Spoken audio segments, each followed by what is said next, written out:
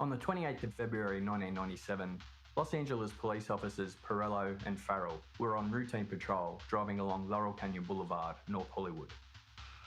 As they were driving past the Bank of America, they saw two large figures dressed in black clothing entering the bank.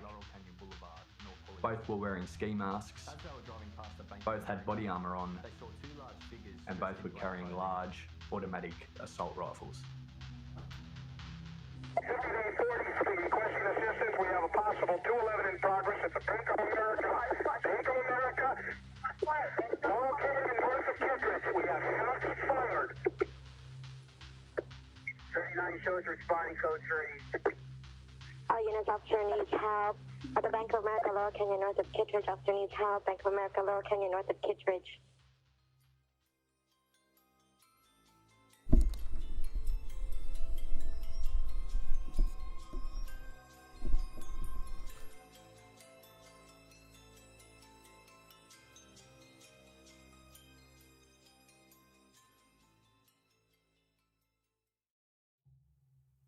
Before we get to the bank, we go back to 1967. Larry Phillips Sr. was just 1 year out of high school when he was sent to jail for grave desecration, a drunken prank where he tried to dig up a grave and remove the head of a corpse. He was paroled in January 1968, but his freedom only lasted 3 months. He was sent back to jail for robbing a gas station. After just 3 months back in jail, he was transferred to Colorado State Hospital, which was a psychiatric hospital. The reason for the transfer there is unknown, but after 10 months, Larry Phillips Sr. had enough and he escaped. The date was the 18th of April 1969. A warrant was immediately issued for his arrest. Once he escaped, Larry Sr. picked up his girlfriend Dorothy Clay. Very little is known about Dorothy, but there are reports she herself had a criminal history with previous jail time. Both Larry Sr. and Dorothy used many different aliases to avoid detection whilst they were on the run. Empowered. Not much is known about them for the next few years, but at some point they made their way to California. And it was at the California Hospital in Los Angeles on the 20th of September 1970 that Larry Phillips Jr. was born. Except the name that appeared on his birth certificate was Larry Eugene Warfel. He wouldn't be known as Larry Phillips Jr. until 17 years later. His parents were listed on his birth certificate as Barbara Allen and Daniel Warfel. Their occupations and addresses were also fake. Larry Phillips Sr. was still on the run. They lied on the birth certificate to keep the law from catching up with them. After the birth of Larry Phillips Jr., the family disappears again. They disappear until the 22nd of September 1976. Dorothy and Larry Jr. were living in a small town near Denver. Larry Sr. wasn't living with them at the time, but he visited that day to celebrate Larry Jr.'s 6th birthday. It's unknown who tipped them off, but shortly after Larry Sr. arrived, 7 FBI agents stormed the house and arrested him. He was sent back to jail to serve the rest of his sentence for the gas station robbery, after being on the run for 7 years. No doubt that was an experience Larry Jr. wouldn't forget. By 1980, Larry Sr. and Dorothy had divorced. During his sporadic visitation with Larry Jr., Larry Sr. passed on his anti-police and anti-establishment views. In 1986, Dorothy decided to move to Los Angeles. Larry Jr. had quit high school in the 9th grade and he was dating a girl by the name of Sharon Santos, who would later become his wife and mother to his 2 children. By now, Larry Jr. had developed a love of bodybuilding. Once moving to Los Angeles, he quickly bought a 5-year membership to the world-famous Gold's Gym at Venice Beach. Like so many before him, Larry Jr. had plans to make it big. He wanted to be the next Arnold Schwarzenegger. He was committed too. His trips to Gold's Gym were 2 hours each way from where he was living. But after a few years, he realised he wasn't going to make it as a professional bodybuilder. He let his gym membership expire and looked to other avenues to find his fortune. In 1990, he looked to cash in on the Los Angeles booming property market. He applied for and was granted a real estate sales licence. It was granted on the grounds that he passed a future exam and that he would come up clean on a background check. It was the background check that was his undoing.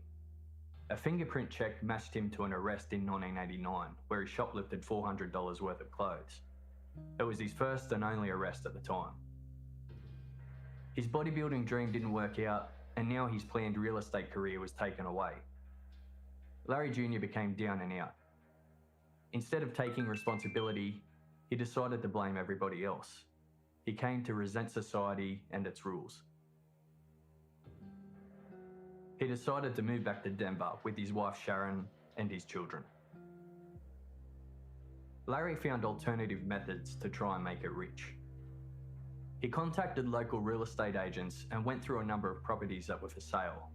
He posed as a prospective buyer. He would watch the real estate agent unlock the house's lockbox, which contained the keys, and then he would memorise the combination. He then placed his own ads in the local paper under a fake name, claiming to have several rental properties available. People would ring him up and he would take the prospective renters to inspect the properties that were actually for sale. Larry would claim the sale of the house had gone through and the new owners wanted to rent the property out as soon as possible. He accepted down payments for rent and security deposits. But the scam didn't last long. He was arrested. He was charged with the scam, but he was released pending a sentencing hearing. Larry was looking at 2 years in Denver County Jail, whilst also participating in a work release program. Whilst waiting for his sentencing to be official, he split up from Sharon. It was 1992 when he walked out on her and their 2 kids. He didn't show up for his sentencing hearing, and a warrant was issued for his arrest. It was back in 1989, while still working out at Gold's Gym in Venice Beach, that Larry Phillips Jr. met his friend Emil Mataserano. Emil also had an interest in bodybuilding, as well as an interest in firearms. Emil was born in Romania on the 19th of July 1966. He migrated to the USA in 1976. He went to high school at Pasadena High, where his mother says he was the victim of bullying. After finishing high school, Emil completed a 3-year electronics engineering degree at university. And in 1988, Emil opened up his own computer business, selling computer parts, offering servicing and repairs, as well as writing some software. But the business was a failure and never got off the ground. He later married and had a son, but the marriage didn't last. His wife left him. After leaving his wife and children in Denver, Larry Phillips Jr. returned to Los Angeles, where he hooked back up with his buddy Emil Mataserano. Emil, fresh off his failed business venture, and Larry, fresh off his failed bodybuilding, real estate, and scam endeavours, got together to work out what they were going to do to make it rich. Or maybe a more accurate description was Larry tried to work out what he was going to do to make it rich, and how Emil was going to help him do it. Larry had big dreams of a rich, extravagant lifestyle. This is a person who used to drive to rich neighbourhoods and park outside of a house he liked, and then picture himself living there. Larry wouldn't bring anybody into his inner circle without a plan for how he could use them to his advantage. He was the type of person that would try and break people down and build them back up so he could control them.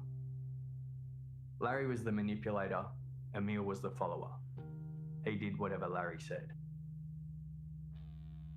It was the 20th of July, 1993, when they committed their first armed robbery. They ambushed an armoured car outside a branch of First Bank in Littleton, Colorado. It was the start of a spate of robberies that would lead Larry and Emil to be dubbed the High Incident Bandits. They weren't suspects for the robbery at the time. Police had no idea who was responsible. So when they were pulled over 3 months later, police didn't know Larry and Emil had already committed a violent armed robbery. It was the 29th of October 1993 when Larry and Emil were pulled over in Glendale, California. Larry was driving and Emil was in the front passenger seat. They were stopped by Sergeant Ian Grimes. When questioned, Larry said he had left his licence at home and he gave a false name. Sergeant Grimes then asked whose car it was, to which Emil replied it was Larry's mother's car. Sergeant Grimes had already done a check and knew it was actually an airport rental. He got Larry to step out of the car, and when he patted him down, he found a Glock pistol with an extended 33-round magazine. Then he heard a thud from inside the car. That was Emil dropping his own pistol underneath the passenger seat. Sergeant Grimes called for assistance and covered Larry and Emil until backup arrived. When they got there, a search of the car uncovered a semi-automatic rifle and a Springfield pistol belonging to Larry, and a semi-automatic rifle and a Colt pistol belonging to Emil. Along with the firearms, the police also found a heap of 30-round magazines, as well as a heap of 75-round drum magazines. Combined, they contained a total of 1,649 rounds of 39mm ammo.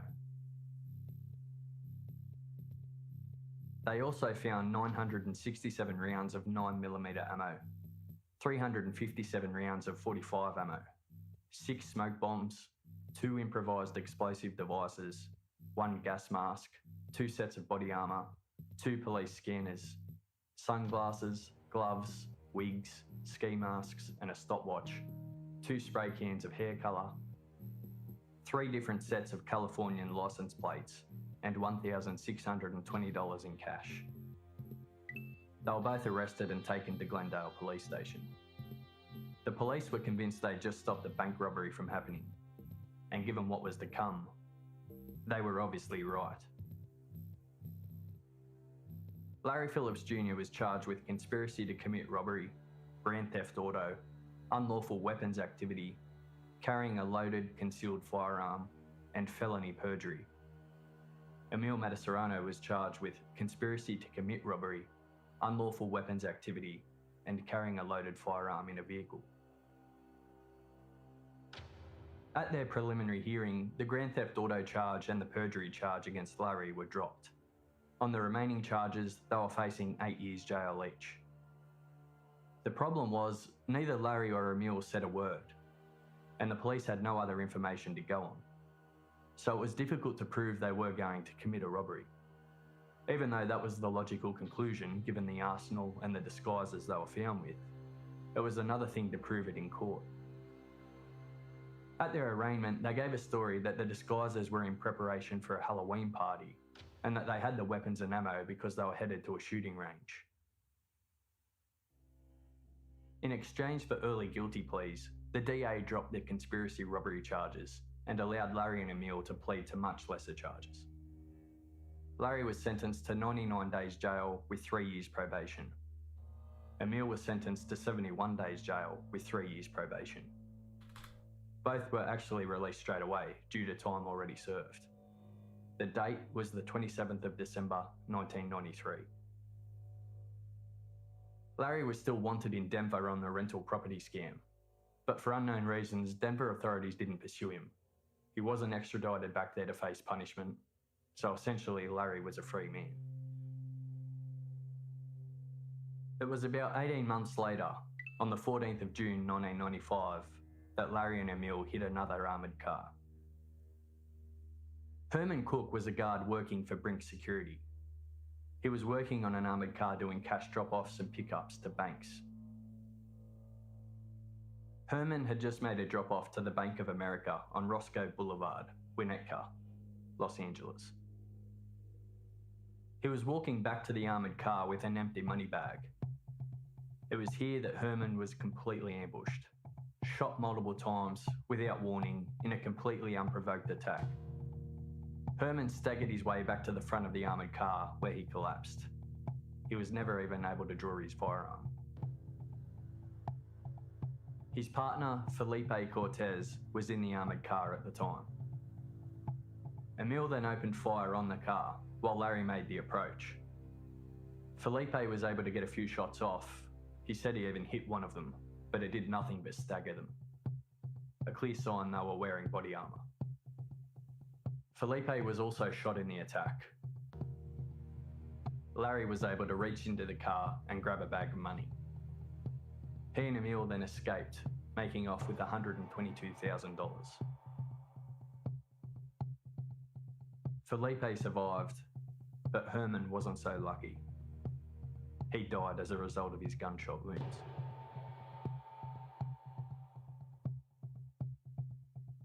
After that robbery, Larry and Emil decided to change tactics. They decided to go for banks. No more armoured cars. On the 2nd of May 1996, just before 10 a.m, Larry and Emil burst through the doors of the Bank of America on Woodman Avenue, Van Nuys. Both were armed with automatic rifles. After yelling at everyone, "Get on the fucking floor," Emil started shooting through the armoured teller door. Due to the type of weapon and calibre of bullet Emil was using, he shot the door open easily. He yelled out for the manager, who identified herself. Empowered. He forced her to open the vault, and Emil started filling up a large bag with cash. Larry remained out in the foyer area of the bank, keeping an eye on the customers and other staff members. They were inside the bank for around 6 minutes and managed to get away with $755,048. Only 4 weeks later, on May 31st, Larry and Emil burst through the doors of the Bank of America on Roscoe Boulevard, Winnetka. The same bank they had robbed the armoured van outside of, killing Herman Cook about a year earlier. Very similar to the previous bank robbery, they yelled at everybody to get down. One of the tellers managed to hit the silent alarm before diving onto the floor. Emil shot his way through the teller door, grabbed the manager, and forced her to open the vault. 2 bank employees were struck by ricochets, but they survived. Emil was screaming at the manager to fill up his bag. He was becoming agitated at the amount of money that was in the vault, or the lack of money. He kept screaming, "Where's the rest of it?" And he made several threats to kill the manager. What had happened was that Larry and Emil had done surveillance on the bank and saw what they thought was a cash delivery from an armoured car. What they had actually seen was a cash pickup. That's why there wasn't as much money in the vault as they had planned. Despite being disappointed in the haul, they still managed to steal $794,200, although there were several marked bills in amongst the cash. They got lucky that day too. The police were thin on the ground, and it took them much longer to respond to the alarm than usual. Larry and Emil were in the bank for close to 8 minutes. Most other days, the police would have been there by then. But on this occasion, they weren't, and they managed to get away. The police still had no suspects for the robberies. They had a nickname though, the High Incident Bandits. But nobody knew who they were. It would be 9 months before they struck again. Branch 384 of the Bank of America is located at 6600 Laurel Canyon Boulevard, North Hollywood. Larry and Emil had done their homework, staking out the bank, learning the layout, formulating their plan, and observing armour car drop-offs and pickups. They arrived at the bank about 9:15 a.m. Emil drove the white Chev with blackened out windows into the northern parking lot via Archwood Street. They weren't mucking around. Larry was wearing a Kevlar body armour vest, a groin protector, and by using additional vests, he had made improvised armour for his shins, thighs, and forearms. His upper arms weren't protected, but he was still pretty well covered. The body armour weighed 43 pounds in total, or about 20 kilos. He also wore a load-bearing vest that contained ammunition pouches, as well as a belt that contained several canteen pouches, which is what he stored his ammunition drums in for the automatic rifles. He also had a shoulder holster, which was carrying a pistol. He wore black gloves with a watch face glued to the back of the left glove. He was dressed in long black pants and a long-sleeved dark-coloured shirt with a black jacket over the top. Emil was virtually dressed the same, with a very similar setup, right down to the glued watch face on the back of his glove. although he didn't have quite as much body armour as Larry. His legs and arms weren't as well protected. As if they didn't look intimidating enough, they were both of a very large build. Remember, it was their interest in bodybuilding that allowed them to meet. And as they had done with the previous robberies, they covered their faces with black ski masks. Between them, they had 3 AK-47 style fully automatic assault rifles with 100 round ammo drums, as well as 2 other assault rifles. The rifles had been illegally modified to fire fully automatic. They also had 2 9mm handguns and a 38 caliber revolver.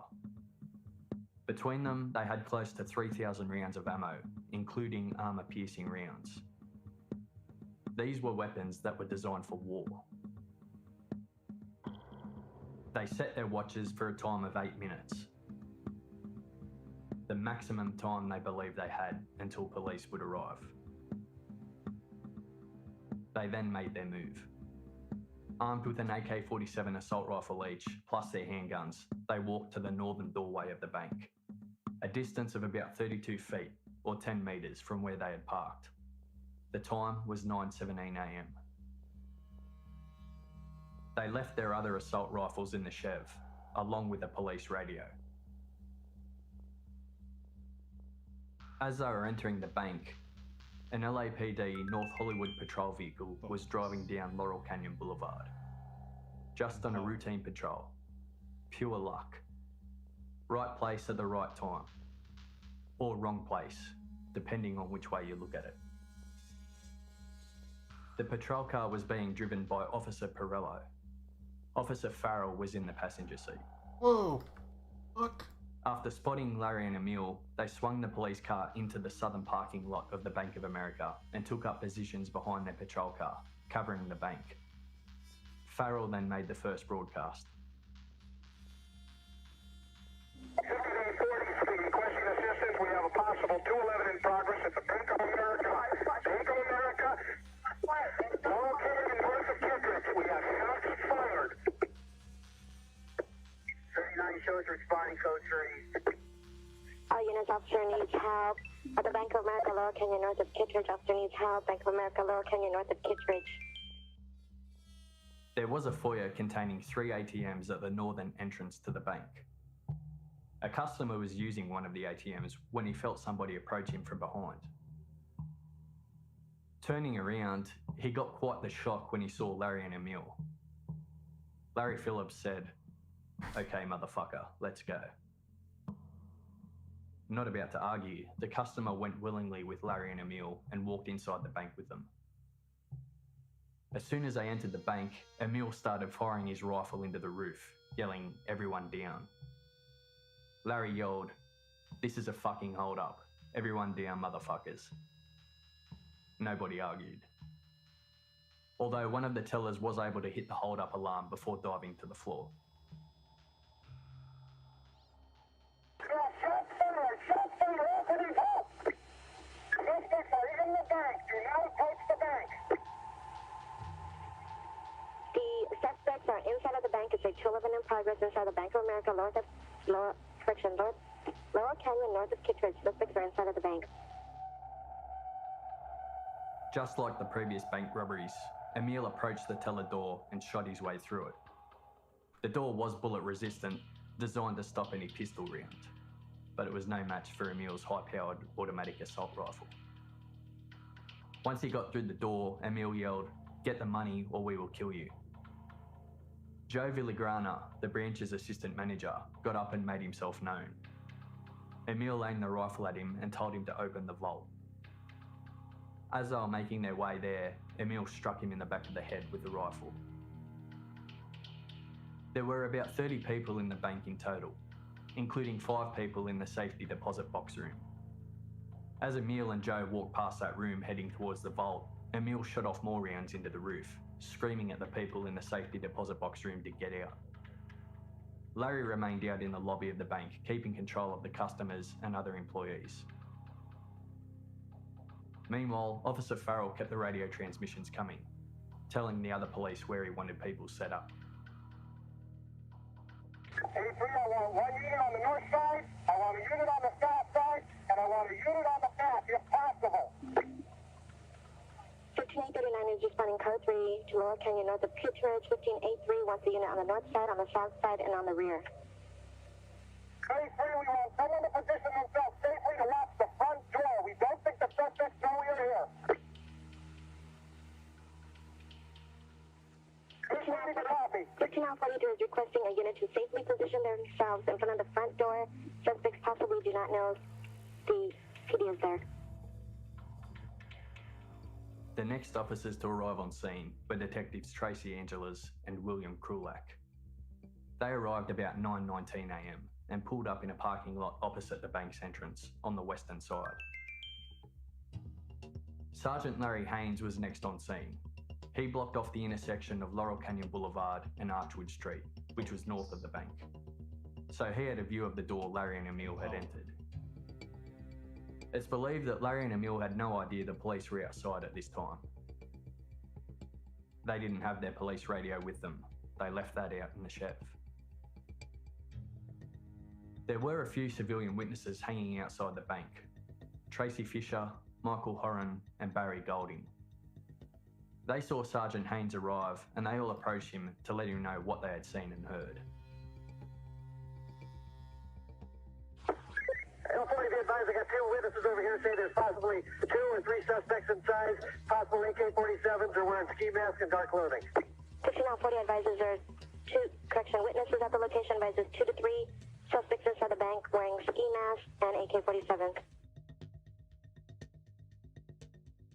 Less than 30 seconds later, Larry walked out of the bank. He must have been tipped somehow that the police were there, possibly hearing sirens or seeing a patrol car. Sergeant Haynes made this broadcast. Be advised, I think somebody just came out of the front door of the Bank of America. Unit advisors, unknown person has exited the bank. Larry walked out of the northern exit.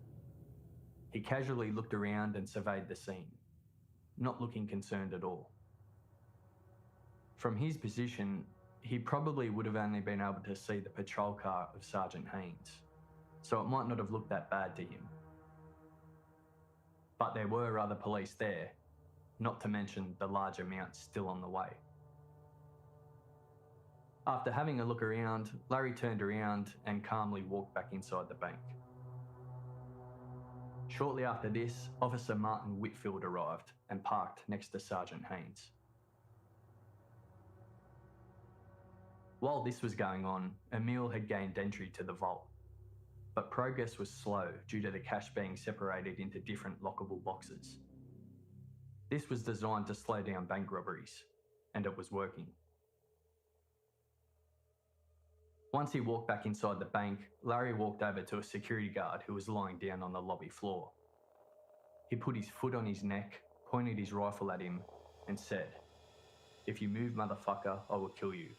When I tell you, I want you to move all these people to the vault." The security guard nodded.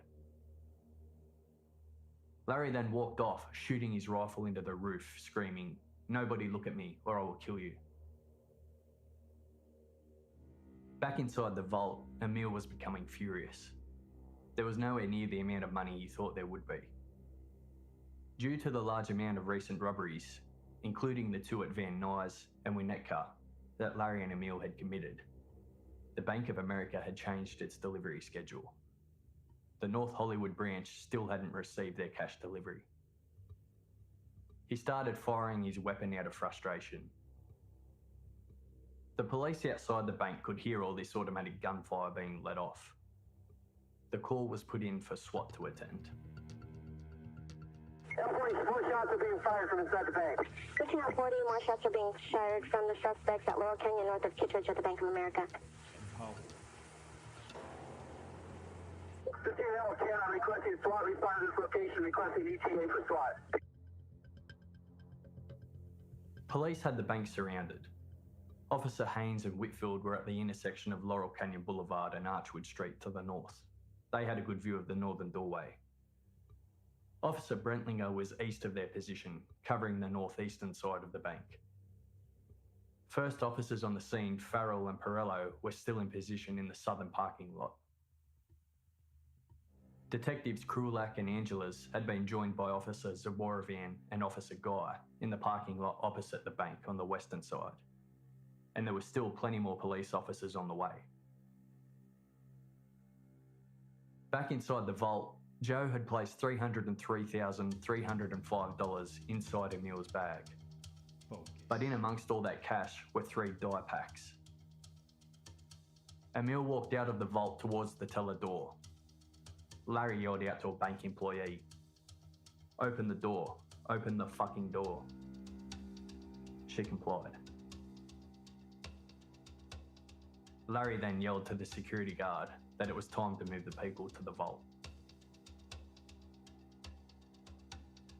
Larry and Emil had been inside the bank for 7 minutes.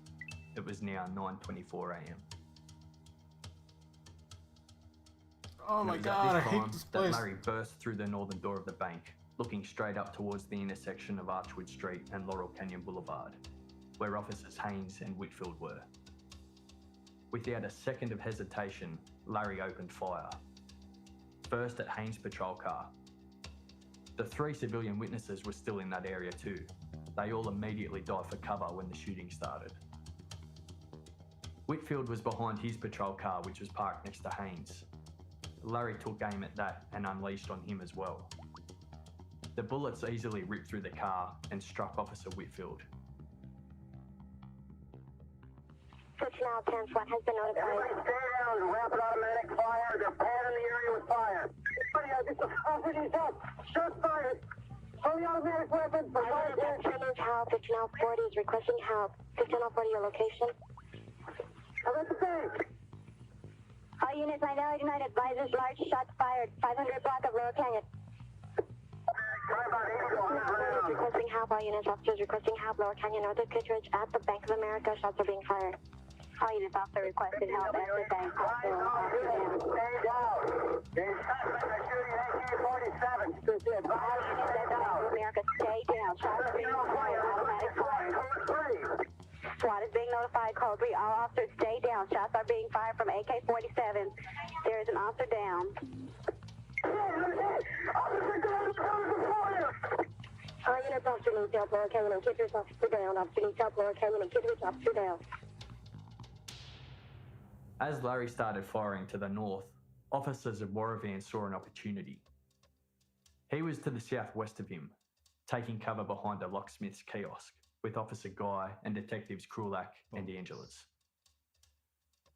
So in effect, Larry almost had his back turned to Zaborovian's position. Zaborovian took the opportunity. He stepped out from behind his cover and fired 2 shots from his pump-action shotgun. Some of the pellets did strike Larry in the back. One even found a gap in his body armour and struck him directly. The hit caused Larry to stumble, but he didn't fall. He turned around to face Zaborovian, who by now was making his way back behind the locksmith kiosk. Larry opened up on the kiosk, firing over 100 rounds into the building. It was very flimsy cover. Bullets were going through the walls easily, ricocheting everywhere. The officers hit the ground. Zaborovian and Guy had body armour, but the 2 detectives didn't. Realising this, Zaborovian placed his body over the top of Detective Angeles, and only a few seconds later, he was shot twice. He started bleeding heavily. We need help out here with the officers down. Yes. You're going to get an attack alert here. Any unit know how many officers are down? We have one. More than one. There's more than one officer down. SWAT is being notified to airlift. 1590, roger. Go for it. Get attack alert going. I've been hit. 1540 advised he has been hit. Attack is being declared. 1540 and one other officer have been hit. We are declaring attack alert. RA is en route. SWAT is being notified to airlift. After unloading on the locksmith kiosk, Larry turned around back to the north, back towards Whitfield, Haynes, and the 3 civilian witnesses. Haynes was broadcasting on the police radio when Larry opened fire again. This time he struck Haynes, hitting him in the upper left arm. The patrol car was offering only minimal protection. The bullets were destroying it and mostly going straight through it. How many bullets do they have? Tracy Fisher could see her cover dwindling away. She tried to make a run for it, but she was struck in the foot before she got anywhere. She dropped back down behind the patrol car. Horan had also been struck with a bullet. So there was now 3 people behind the patrol car of Haynes who had been wounded, including Haynes himself. Back behind the locksmith kiosk, Detective Krulak asked Officer Zaborovan if he could run. Despite being shot, Zaborovan said he could. They tried to get to safety using vehicles in the parking lot as cover. But Larry spotted them and unleashed more bullets. They were hit and cut with the glass and other fragments of the cars and the ground. Krulak was struck in the right ankle. They managed to spot a doorway and made a run for it, Larry still peppering them with bullets. They managed to crash through it. They didn't have time to stop and open the door, so they just dived right through the glass. The doorway was an entrance to a dentist surgery. Also using the cars as cover, Detective Angelas and Officer Guy tried to escape as well. Larry There's no way these 2 dudes are gonna get away. They dived for cover behind the cars. All these police officers just gonna chase them. The total time Larry had been firing at the police was about 3 minutes. During that time, he fired approximately 300 rounds and wounded several officers and civilians. At 9:27 a.m, Larry walked back inside the bank.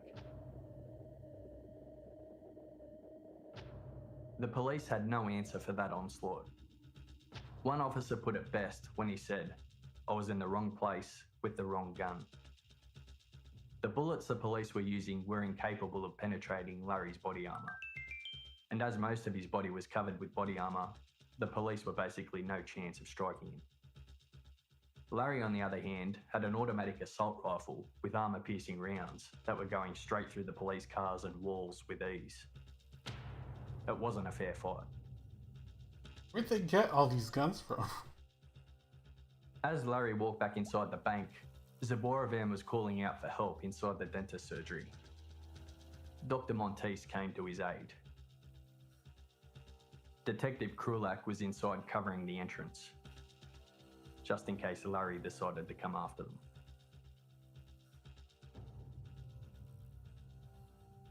Outside, more and more officers were arriving, taking up positions around the perimeter.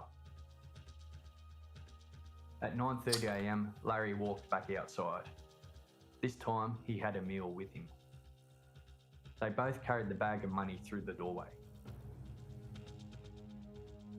As they walked out the door, they both opened fire. So this time there were 2 people shooting at Officer Guy and Detective Angelas. Upstairs in the dentist office, Zaborovan was looking out the window and he could see what was going on. He yelled into the police radio. Officer Guy, it's the building! Officer Guy, it's the building behind you! Officer Guy into the building behind you. He was trying to direct his fellow officer to safety, but Officer Guy was pinned down by the heavy fire. The bullets ripped through the car he was taking cover behind, and he was struck in the right thigh. He took off his gun belt and used it as a makeshift tourniquet, which would actually save his life. Detective Angelas was also wounded. The police were basically helpless at this point. Most of the original responders had been wounded. SWAT still hadn't arrived. They were actually on a training exercise at the police academy when the call came through. Larry and Emil continued to fire at anything that moved. Despite being completely surrounded, they calmly left the entrance of the bank and walked out into the open. Already wounded officers Haynes and Whitfield were still behind their patrol cars with the 3 civilians when they saw Larry and Emil leave the bank, and they were actually moving towards their position. They made a quick decision to try and protect the civilians and draw the fire away from them. So Haynes and Whitfield got up and ran, drawing the fire towards them. Haynes managed to reach a nearby tree line taking cover, but he was wounded again in the left shin. Whitfield took cover behind a nearby tree, but not before being shot through the thigh. The bullet shattered his femur, putting him in a really bad way. He managed to crawl his way to behind the tree. Not satisfied with badly wounding him, Larry and Emil continued to fire heavily in his direction. They were trying to finish him off. There were now officers down everywhere. I need an RA unit, please. Help. In front of the building before the parking lot.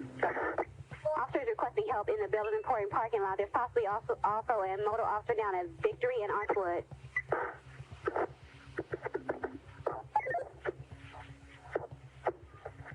Are you in a checkpoint overnight? Rick here, get back. Unit that just requested help. What is your location? The builder's parking lot?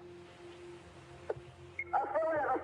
South of Hughes, in the parking lot and in the building. Multiple officers hit. Multiple officers hit in the building south of Hughes Market. Multiple officers hit. They're sending in a tank for the officers. Tank? Need some people like ice, on the north side of the bank. On the north side of the bank.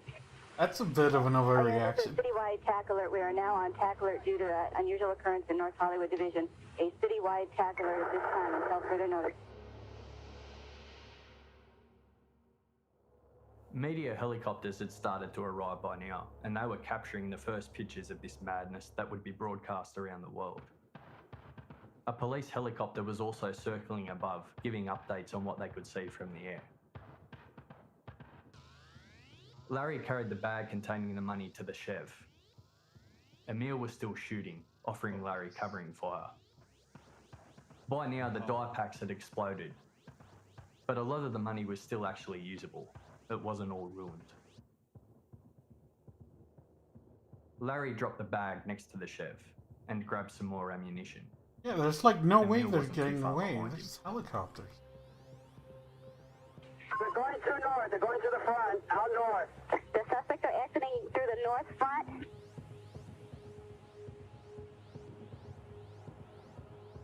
They have Suspects are on the north side of the building. They're walking around like nothing. They got AK-47s, two of them are dressed in all black, heavy body armor. The suspects are exiting the bank on the north side of the building, armed with AK-47s, wearing heavy body armor.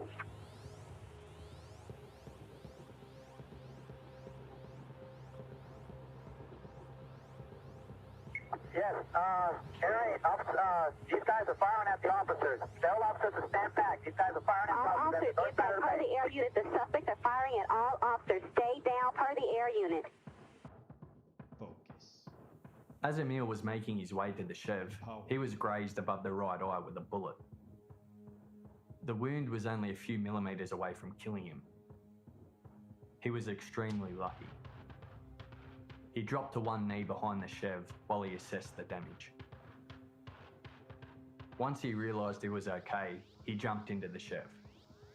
He also had a gunshot wound to the calf by now. Larry, though, didn't seem too interested in getting in the car. He was still shooting at anything and everything. By now, a lot more officers were on scene, and he himself was being fired upon from multiple positions. He was shot at least 3 times in this particular exchange, but none of the bullets put him down. The body armor was still holding up. These guys are getting ready to get it. One suspect is in the white vehicle. One suspect has entered a white vehicle. The white vehicle that's the white vehicle that's on the west side of the bank. One suspect is still firing at the officers to the rear location. All officers stay down. One suspect is still firing at officers in the rear of the bank. One suspect has entered a white vehicle on the west side of the bank. Whilst waiting for SWAT to arrive, the North Hollywood Watch Commander put a call out for any available officers to go to a nearby B&B gun store and get some bigger guns that would have the ability to get through Larry and Emil's body armor. nothing we have that can stop them. To any unit that is available to go to BNB and pick up some weapons. They're requesting someone to go to BAD and pick up weapons. 15 out 10, do you have anybody available to go to BNB guns? Hang on, SWAT unit come in. Crash 41 was calling to BNB guns. Second lane, please go in. 15 Crash 41 is going to get guns. Several units responded to the call. The store wasn't open when they got there, but they managed to get the staff's attention who were inside. They opened up, and the shop owner instructed his staff to give the police whatever they wanted. Larry made his way back to the Chev and swapped weapons.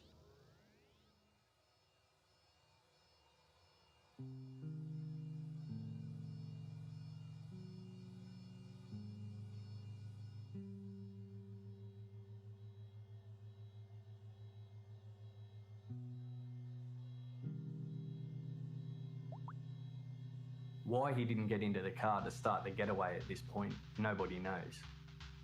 Instead, he took a knee in front of the Chev, aimed upward, and started firing at the helicopters. Larry was shot again, but the body armour was still holding up. He continued firing non-stop. Emil opened the passenger door, beckoning for Larry to get in, but Larry slammed the door shut. He was intent to stay outside the Chev and provide covering fire. Suspect is retrieving additional weapons from the trunk of his vehicle. The suspect is retrieving additional weapons from the vehicle and shots are being fired. Fuck. The suspect is walking along the east end of the bank. She's just daring people to Who come put after that him. there? I'm He's got so additional mad. weapons. The trunk is open on his vehicle. 15 out 10, if somebody has a shot, take it. Suspect's head. One suspect is walking east of the bank. 15 out 10 advised if someone has a shot, take it. This guy is not going down. He's got heavy body armor. Go for the head. The suspect has heavy body armor. The officers are firing at him and he's not going down. Despite taking multiple hits, Larry still wasn't going down. The body armour was too effective. That left only one place to aim. The call was put out to aim for the head. Meanwhile, Officer Whitfield had been keeping... I don't get it. How am I? But it was How the starting to get fuck hard am to I get. supposed to get that? I'm so fucking mad. We have an officer down Victory west of Laurel Canyon. He needs help. Code 3. He is passing out.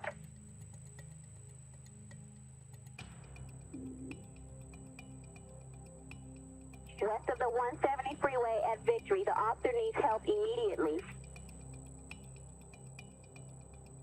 Two officers who responded to the officer down call were Anthony Kabunok and Todd Schmitz. I believe what happened is they were responding to Officer Whitfield's call. But in doing so, they came across Detective Angela's and Officer Guy, who were also wounded and still pinned down, taking cover in the parking lot opposite the bank. Officer Kabunok grabbed Officer Guy and pulled him up into the car. Detective Angela's was able to get herself in. Officer Schmitz then reversed harshly back out of the parking lot and got Angela's and Guy medical help. It's around this time that SWAT arrived. They immediately got to work rescuing the other injured officers and the injured civilians. They got hold of an armoured car to assist in the rescue. 120 advised units on the perimeter that when the officer is rescued, fire department has set up command post at fire station 89 and bringing in a helicopter to take him out. Bring the officer when he's rescued to fire station 89. They have units standing by. Health officer's been resurgent there down of Archwood and Laurel Canyon. He appears to be unconscious. He is down on the west side of the street. Oh, yes, the officer that's down at Laurel Canyon and Archwood is unconscious.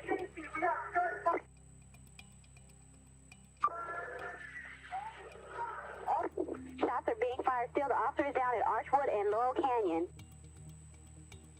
40 is about 30 yards north of Archwood on Laurel Canyon. He's behind me about 30 yards north of Archwood on Laurel Canyon. The officer is down unconscious.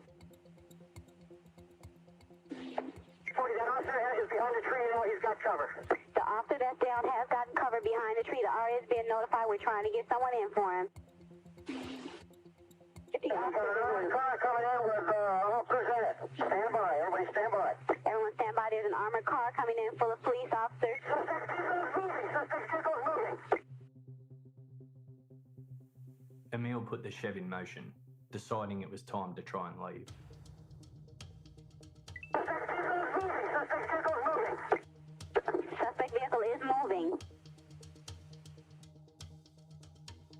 Emil drove slowly, and Larry walked next to the car, continuing to shoot at anything he could. Eventually, they slowly made their way out of the parking lot, turning right onto Archwood Street, Larry still walking next to the Chev. Larry walked along the footpath beside a large truck with a long trailer that was parked on the side of the road. Focus. Emil continued driving east on Archwood. But officers were waiting.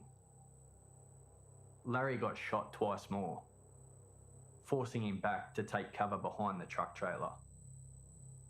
But Emil was still driving east, so they were now separated. We've got one suspect driving the white vehicle eastbound from the north parking lot. We've got one suspect on foot. The suspect on foot is behind a long truck trailer rig. 15 out 10, advise units, SWAT rising and moving in as we speak.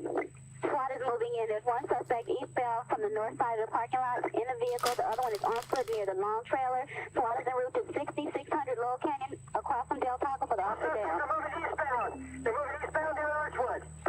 The suspects are moving eastbound near Archwood. Officer Torres had a clear shot and unloaded 12 bullets into the Chev. The shots caused Emil to accelerate harshly, creating an even bigger gap between him and his partner. Larry was in big trouble back behind the truck trailer. Suffering from several bad gunshot wounds, one of which was going to be fatal if he didn't get attended to. Now his rifle jammed as well, and he couldn't clear it. He dropped the rifle and pulled out a Beretta pistol and started walking east again along Archwood. The suspect walking at toward 1 street east of Laurel Canyon. The suspect is walking towards 1 street east of Laurel Canyon from Archwood.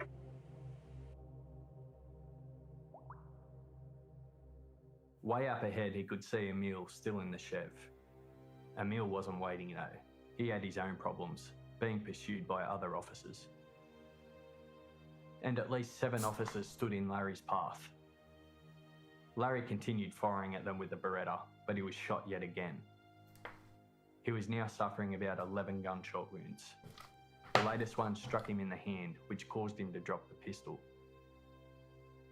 He picked it back up off the ground, put it under his chin, and shot himself in the head.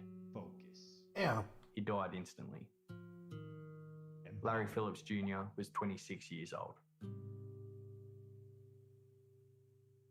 Meanwhile, up the road, Emil was closely being followed by police on the ground and helicopters in the air. He quickly realised he needed to swap cars, as the Chev was leaking fuel, had flat tyres, and wouldn't be drivable for much longer. He was still driving east on Archwood Street when a red Ford sedan drove towards him. Obviously seeing the shot-up vehicle and Emil behind the wheel, the red Ford started to reverse. Emil got out of his Chev and motioned for the red Ford to come back. It didn't. So Emil started firing at it. Be advised, the suspect in the white vehicle is at limp. He's out of the vehicle. He's shooting at civilians. The suspect is out of the vehicle at limp shooting at civilians. All of this was being caught on footage. Times were getting desperate for Emil, and a getaway was now looking close to impossible. He got back into the Chev and just sat there doing nothing. He sat there for over 10 seconds, before finally acting again. He put the Chev into drive and continued east along Archwood Street. The suspect is back in the white vehicle. He is now moving slowly eastbound between limp and back.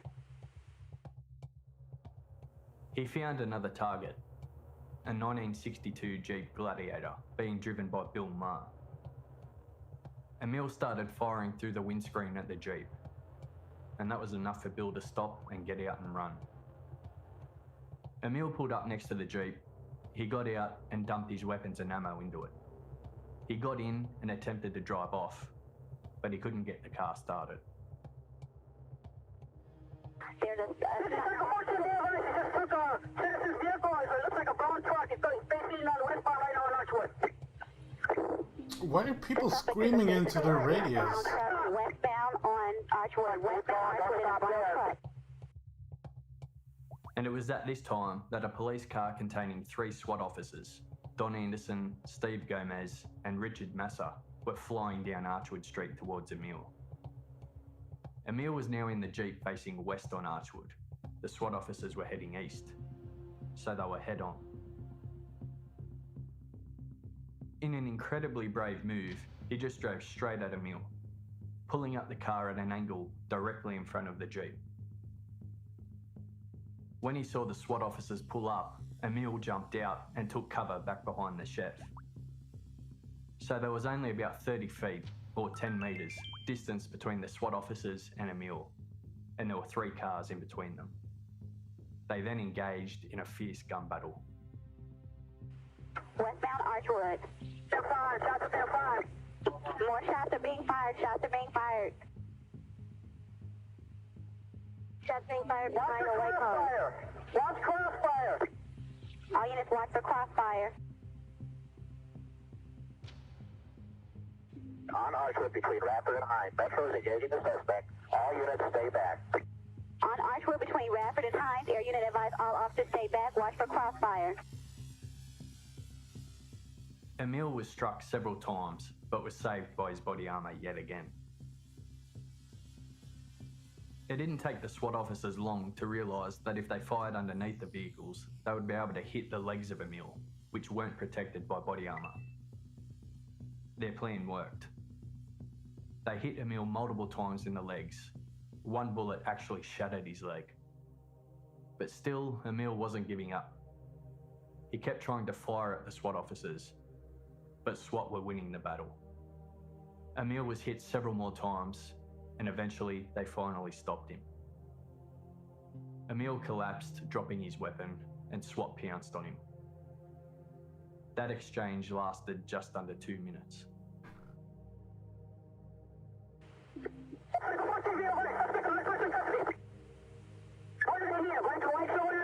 One suspect on Archwood is in custody. The suspect on Archwood is in custody. Archwood between Radford and Hines. The time was now 10:01 a.m. After 44 minutes of mayhem, the North Hollywood shootout was over. But the scene was obviously still chaotic. Injured officers and injured civilians everywhere. And the police still weren't entirely sure if they had all the gunmen or if there was still one more on the loose. The scene and surrounding areas wouldn't be fully cleared until over 12 hours later. Emil was down, but he was still alert. He was placed under the guard of Detectives James Wojtecki and Officer John Futrell. Emil had been shot 29 times. He stayed alive for just over an hour, but an ambulance never got to him in time, and he died at the scene. He was aged 30 years old. A few years later, Emil's family filed a civil suit against the LAPD, and specifically the 2 officers who were guarding him. The LAPD responded by saying it was standard procedure not to allow paramedics into what was called the hot zone, putting them in danger. They maintained they were of the belief that there was at least one, and possibly more, gunmen still on the loose. No, they just It wanted was the alleged dude in the to court die. case that paramedics had made their way to Emil's location while he was still alive, but one of the officers told them to leave. It is also alleged other paramedics were heading that way, but their attendance was cancelled by Officer Futrell over the air. Some people say they deliberately let him die. The LAPD maintain that they were following standard procedure. Bullshit. The jury couldn't decide. The case resulted in a hung jury. After that result, Emil's family ended up dropping the civil suit. During that 44 minutes, Emil and Larry had fired about 1,100 rounds. The police had fired about 650 rounds. Over 300 police officers attended in what was a citywide tactical alert. Empowered. 32 officers in total fired their weapons at Emil and Larry at one point or another. 17 officers were awarded the Medal of Valor, which is the LAPD's highest honour, awarded for bravery or heroism above and beyond the normal demands of police service. A total of 11 police and 7 civilians were injured. But by some miracle, the only people that lost their lives that day were Larry Phillips Jr. and Emil Mataserano. L40 advise any units we have here are unusable. The black and whites are all blown up. All the black and whites at the location are unusable. They have shots fired.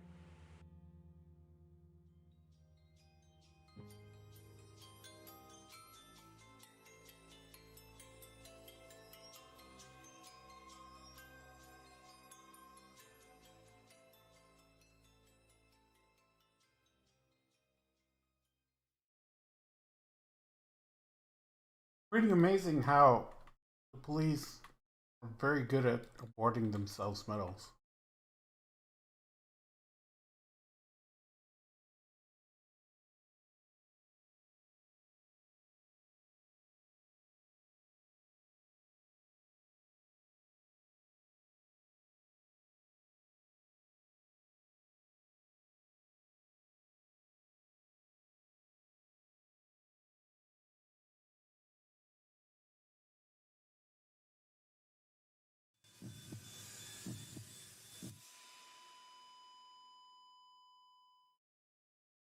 The details of this case are very difficult to hear. Extreme child abuse and child murder are involved. This one won't be for everybody. There are far more audio clips than narration in this episode. It is a one-off and won't be a regular thing in the future. The courtroom confession is detailed and horrific. Listener discretion is advised. Calling case number 1556881, the people of the state of Michigan versus Michelle Angela Blair. Ms. Blair is charged in this case, count 1, child abuse, first degree. Felony, life or any term of years. Count 2, child abuse, first degree. Felony, life or any term of years. Count 3, child abuse, first degree. Felony, life or any term of years. Count 4, child abuse, first degree, life or any term of years. Count 5, child abuse, first degree, committed in the presence of another child. Felony, life or any term of years. State your name, please. Thank you.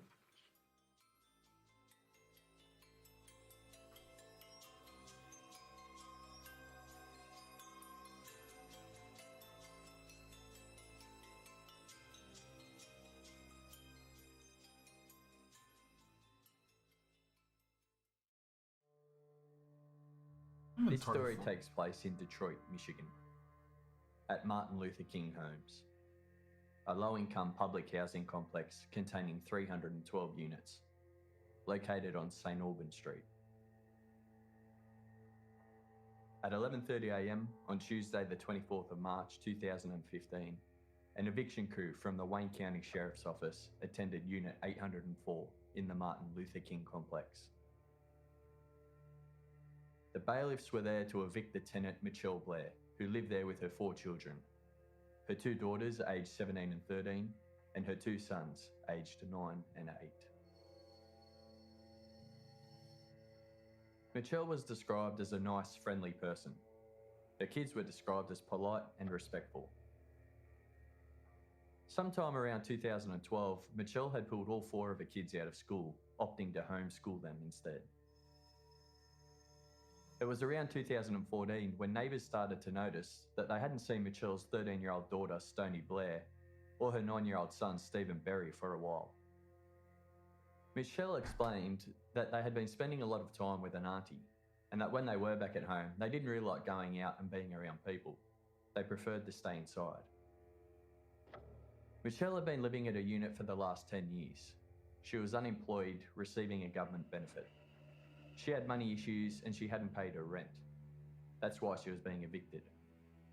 She owed $2,206.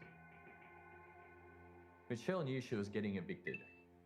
She had been served the notice and had seen the dumpsters delivered out the front, where the eviction crew planned to throw all of the stuff. Michelle didn't really want to be there when the eviction crew arrived, so she arranged to stay with a friend who also lived in the same housing complex. She took her eldest daughter and her youngest son with her to her friend's house, explaining that her other 2 children were with their aunt.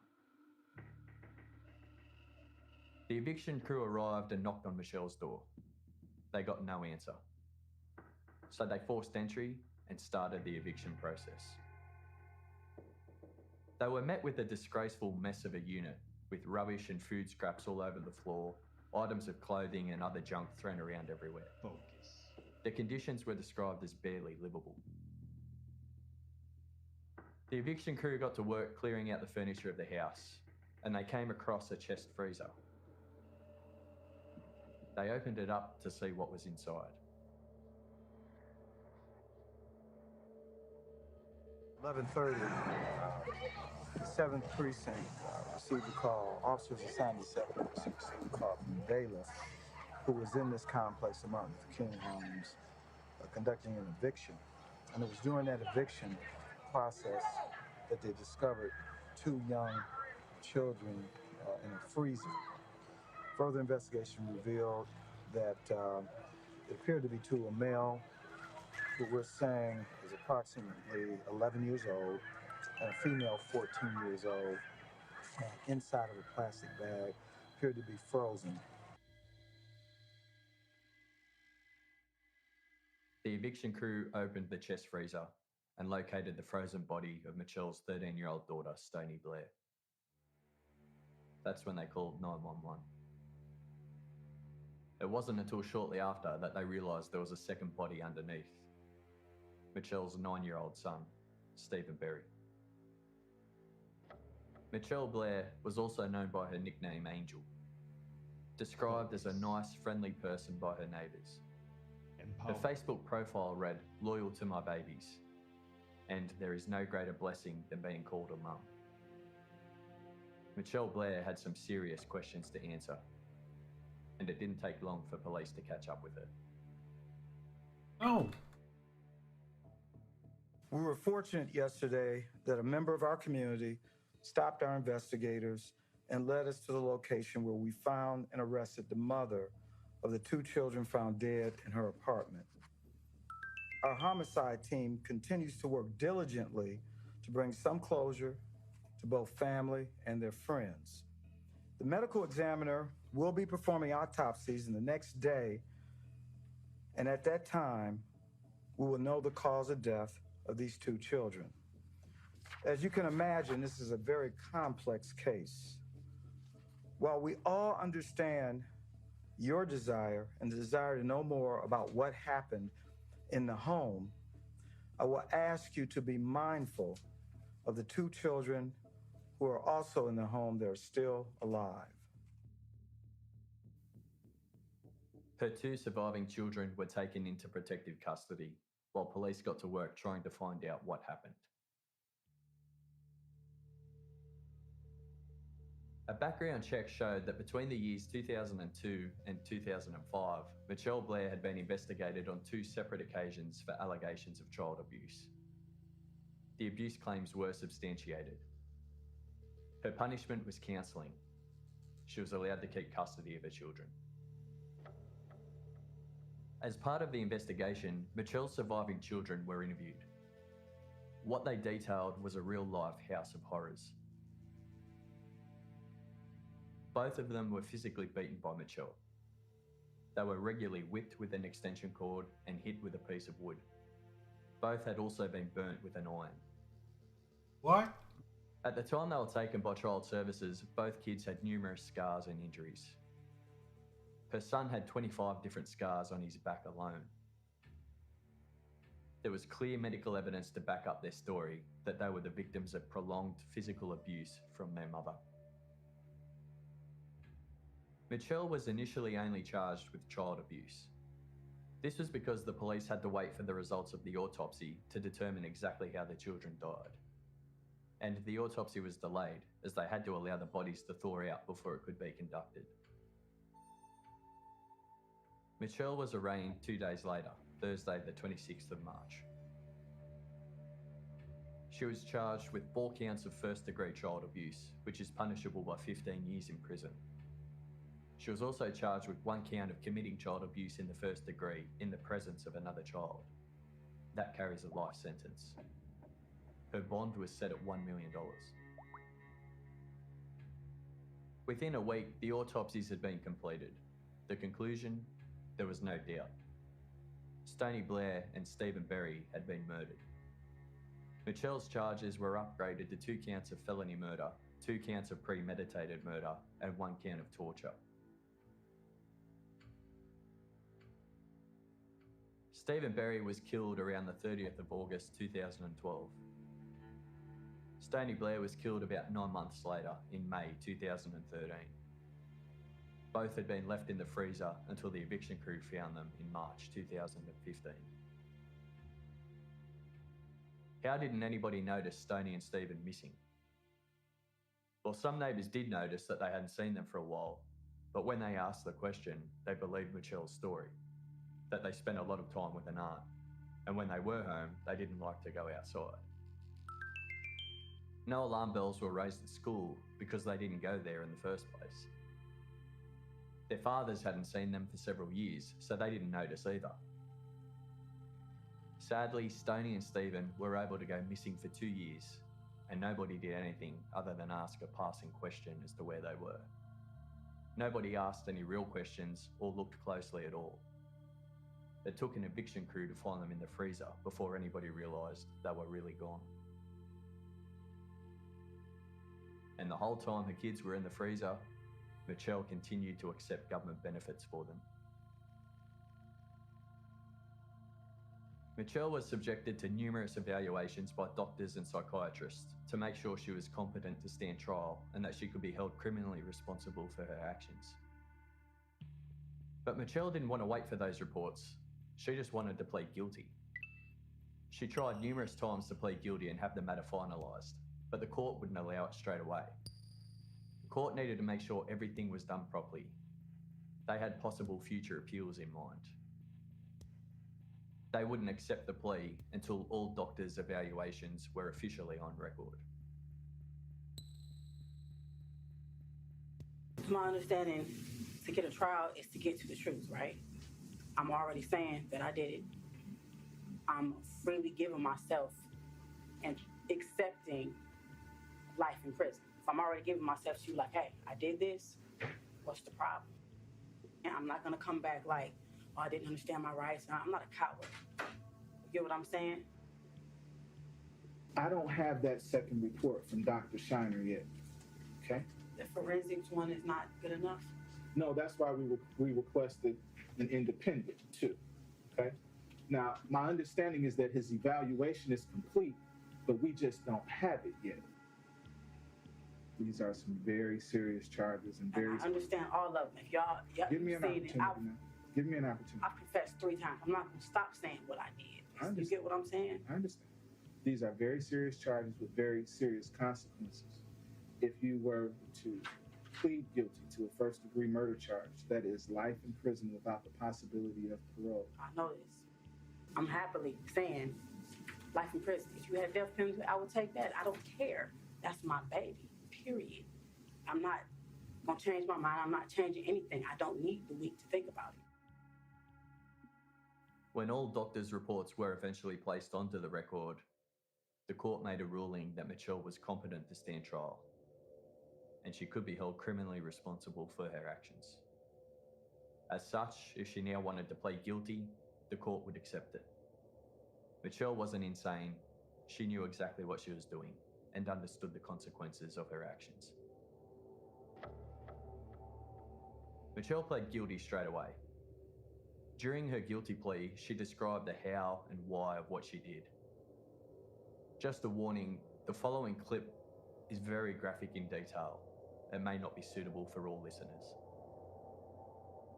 All right, Ms. Blair, we're here today because you've indicated that you want to plead guilty to 2 of the counts that are identified in the information. Since much of today's proceeding will be a dialogue between me and you, the first thing I'm going to do is swear you in. Okay. Please raise your hand.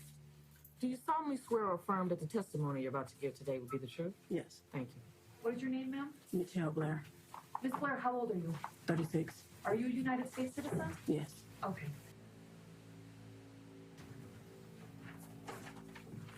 Now, the information I have before me is that you want to plead guilty to count 2, the premeditated murder of Stony Blair, Yes. and count 3, the felony murder of Stephen Barry. Yes. Okay. Am I correct that you want to plead guilty to those counts? Yes. You understand that if I accept a guilty plea, you'll be subject to a mandatory sentence of life in the Michigan Department of Corrections without the possibility of parole for both cases. I understand. You understand Michigan does not have the death penalty?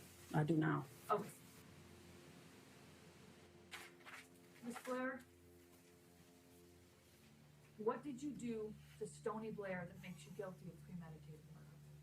She raped my son. I intentionally killed her. How did you do that? Starting from the beginning, when I found out about what Stony was doing to Matthew, it was 9 months later after finding out about Stephen. So for the whole 9 months we were in the house, she was still raping my child. I did not know that. When I first found out, after Maddie told me, I took a minute because I was not understanding, what was, that she did that to him. But I repeatedly punched her. On many occasions, my son, I told him to tell me every single thing she did to him. So as he was telling me more and more things that she did. I assaulted her every time he told me what she did to him. By assault, I mean I punched her. I have put a bag over her head till she lost consciousness. I threw hot water on her, scalding hot water from the faucet. Did you hit her in the head with a wooden Yes, stick? I hit her on her head multiple times, over and over. Was that shortly before she died? That was actually days before she died and the day she died. Okay.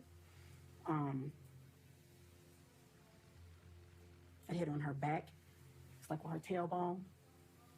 I kicked her.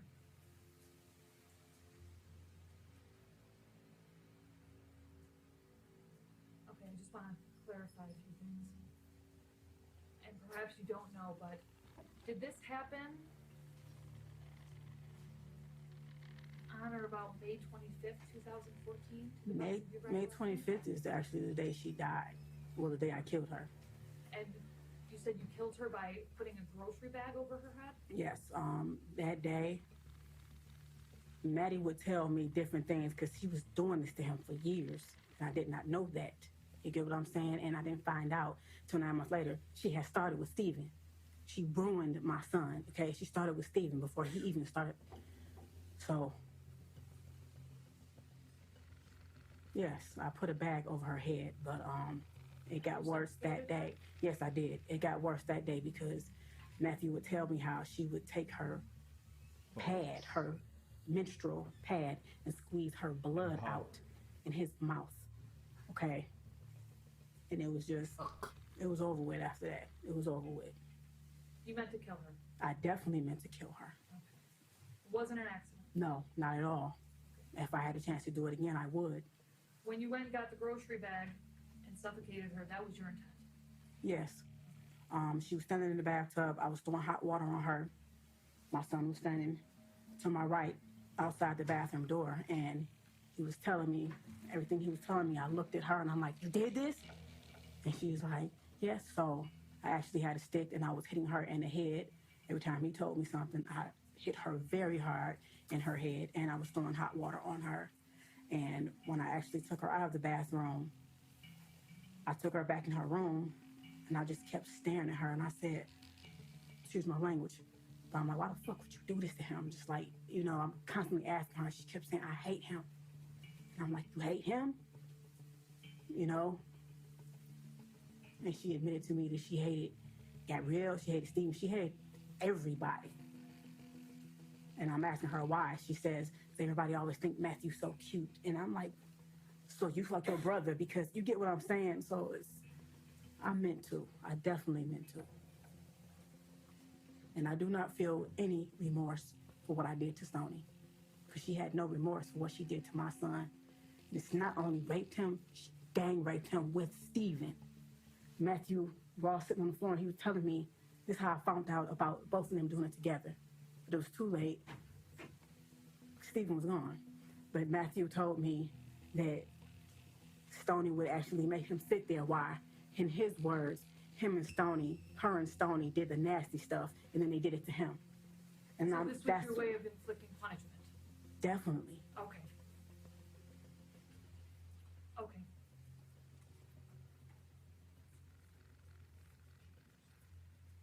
Where did that happen? What? Where did it? The death. Her actual death? Yes. Not the location of the house. Where did you live at the time? 804 St. Albans Street. Is that in the city of Detroit? Yes. Okay. Your Honor, go ahead. Can we ask Ms. Blair if she ever actually saw or witnessed any of these acts with regard to Stoney or... Okay, yeah. Did you ever actually see anything of any sexual abuse of any kind between either Steven and Stoney and Matthew? I reject her question, but I will answer it, because no one will say that this did not happen, because it actually did. I just want to have a clear record. Because so far, all you've told me was that you just heard it. Did you ever And that they admitted it. No, I did not. You get what I'm saying? Yeah, no, I understand. But as I went back in my head and thought back to all the many things that was wrong with Matthew over the years, and I'm like, that's what was wrong with you? He'll use the bathroom and say, Mom, my butt hurts when I poop. I don't know, Matthew. So I started giving him 100% juice to make his stool softer, maybe to help him use. But that wasn't the problem. It wasn't his stool. It was that he was being raped, okay? My son looked me in my eyes, and he gave me a very detailed account of everything they did. Matthew is not a violent boy. He is a very sweet little boy. So for him to stand there and look at me and say, do it again, he was hurting, you know? Okay. At a certain point, I told him to stop talking. I said, Stoney, you tell me what the fuck you did to my son. And I said, Matthew, if she's saying anything that's not right, tell me. She started telling me many things. And I also asked her, so why didn't Steven tell me that when I asked him, did anybody do this to him? Why didn't he tell me that you did it to him? Because Stoney was going upstairs, beating Steven's ass, threatening him. Basically, at a certain point, after I was hitting Steven, I didn't want to look at him. I didn't want to look at him, so I told him to go to his room. When it came time to eat, I didn't want to take no food up, so I sent Stoney up because she volunteered, not knowing at that time that Stoney was raping either of them. But every time she went upstairs, I wouldn't have known if she hit him or not, because I had put many bruises on him. So every time she went upstairs, she admitted to me that she was hitting him also, knocking the hell out of him, telling him, you better not tell her nothing. Okay. You get what I'm saying? I understand. When she admitted these things to you, were you always being physical with her? The first time, no. We were sitting there. Okay. She denied it constantly. And I'm like, Stoney, you better tell me the fucking truth. Matthew's sitting here. He don't know nothing about it. He constantly, you get what I'm saying? Who would admit that? Who would admit that if they did not do it? All right, tell me what happened to Steven. Basically the same thing. Can I ask you a question first? The people standing behind me, this woman who just asked the question, is she trying to make it seem like this did not happen? No. We just have to have a clear record. Okay. This is your time to talk. Go ahead. Well, all we're trying to do is just make sure that the record is clear. Okay. And so don't worry about them behind you. Just deal with the children as she actually is. I mean, right now, ma'am, this is just you choosing. Tell the woman behind her. Not have any sort of plea agreement? Run! Yeah, because you know, it's like I'm willing to take a polygraph test. It's like because I understand people don't want to hear me, period. But I'm willing to take it on I'm listening to everything. you. Tell me what happened to Stephen. I came home one day. My daughter Gabrielle, my oldest, met me at the door, and she's like, "Mom, come see what Maddie doing with his dials." And I'm like, "What is he doing?" He was making one dial, his little wrestle man, hump on top of the other. No, I'm like, "Maddie, why was you doing that?" I said, "Anybody ever do this to you?" He said, "No." I said, "Then why are you doing that?" And he said, "Yes, Stephen did." And I was like, so this is the first I'm hearing about that, period. This was 9 months before Stoney. Okay, Stoney wasn't downstairs, and she was always in the background. I wish to God I had questioned everybody together, but I didn't. Would you say this was around August 30th, 2012? No, this was before August 30th. August 30th is when he died. Okay. This was maybe a week and a half.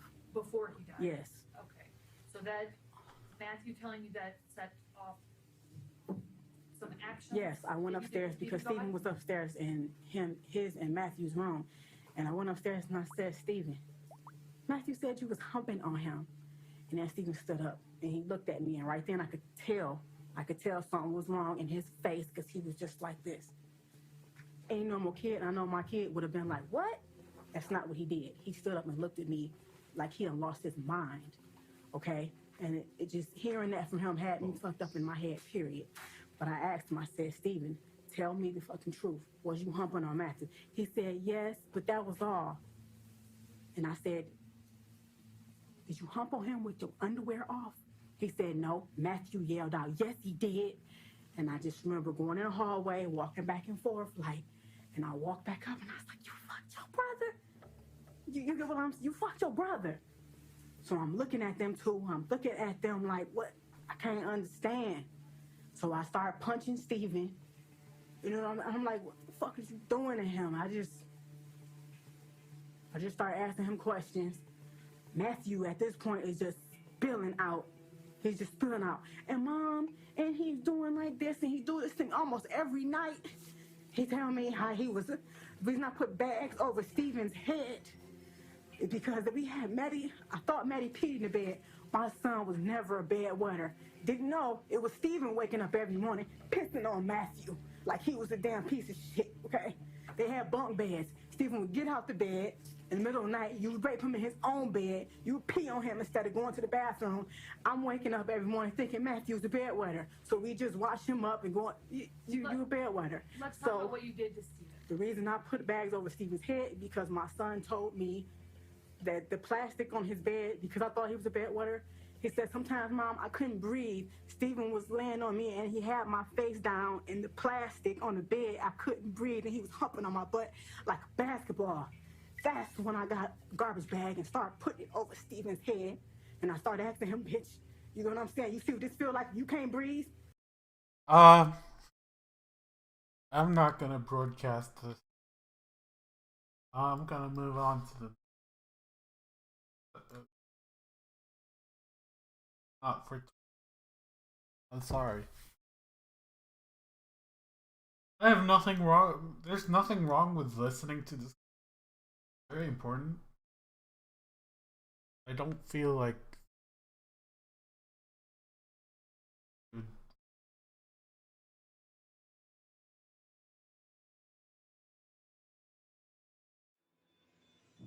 I'm gonna move on to the next episode.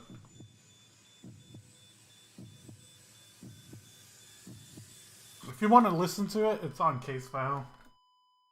Case File %. On Monday, the 23rd of May 1994, a violent storm hit the city of Perth, Western Australia. Peter Lawrence was at home with one of his daughters. He was concerned. It was getting late, and his wife Pamela Lawrence hadn't gotten home from work yet. He called her store at 6:15 p.m. When he didn't get an answer, he decided he had better go down and check on her.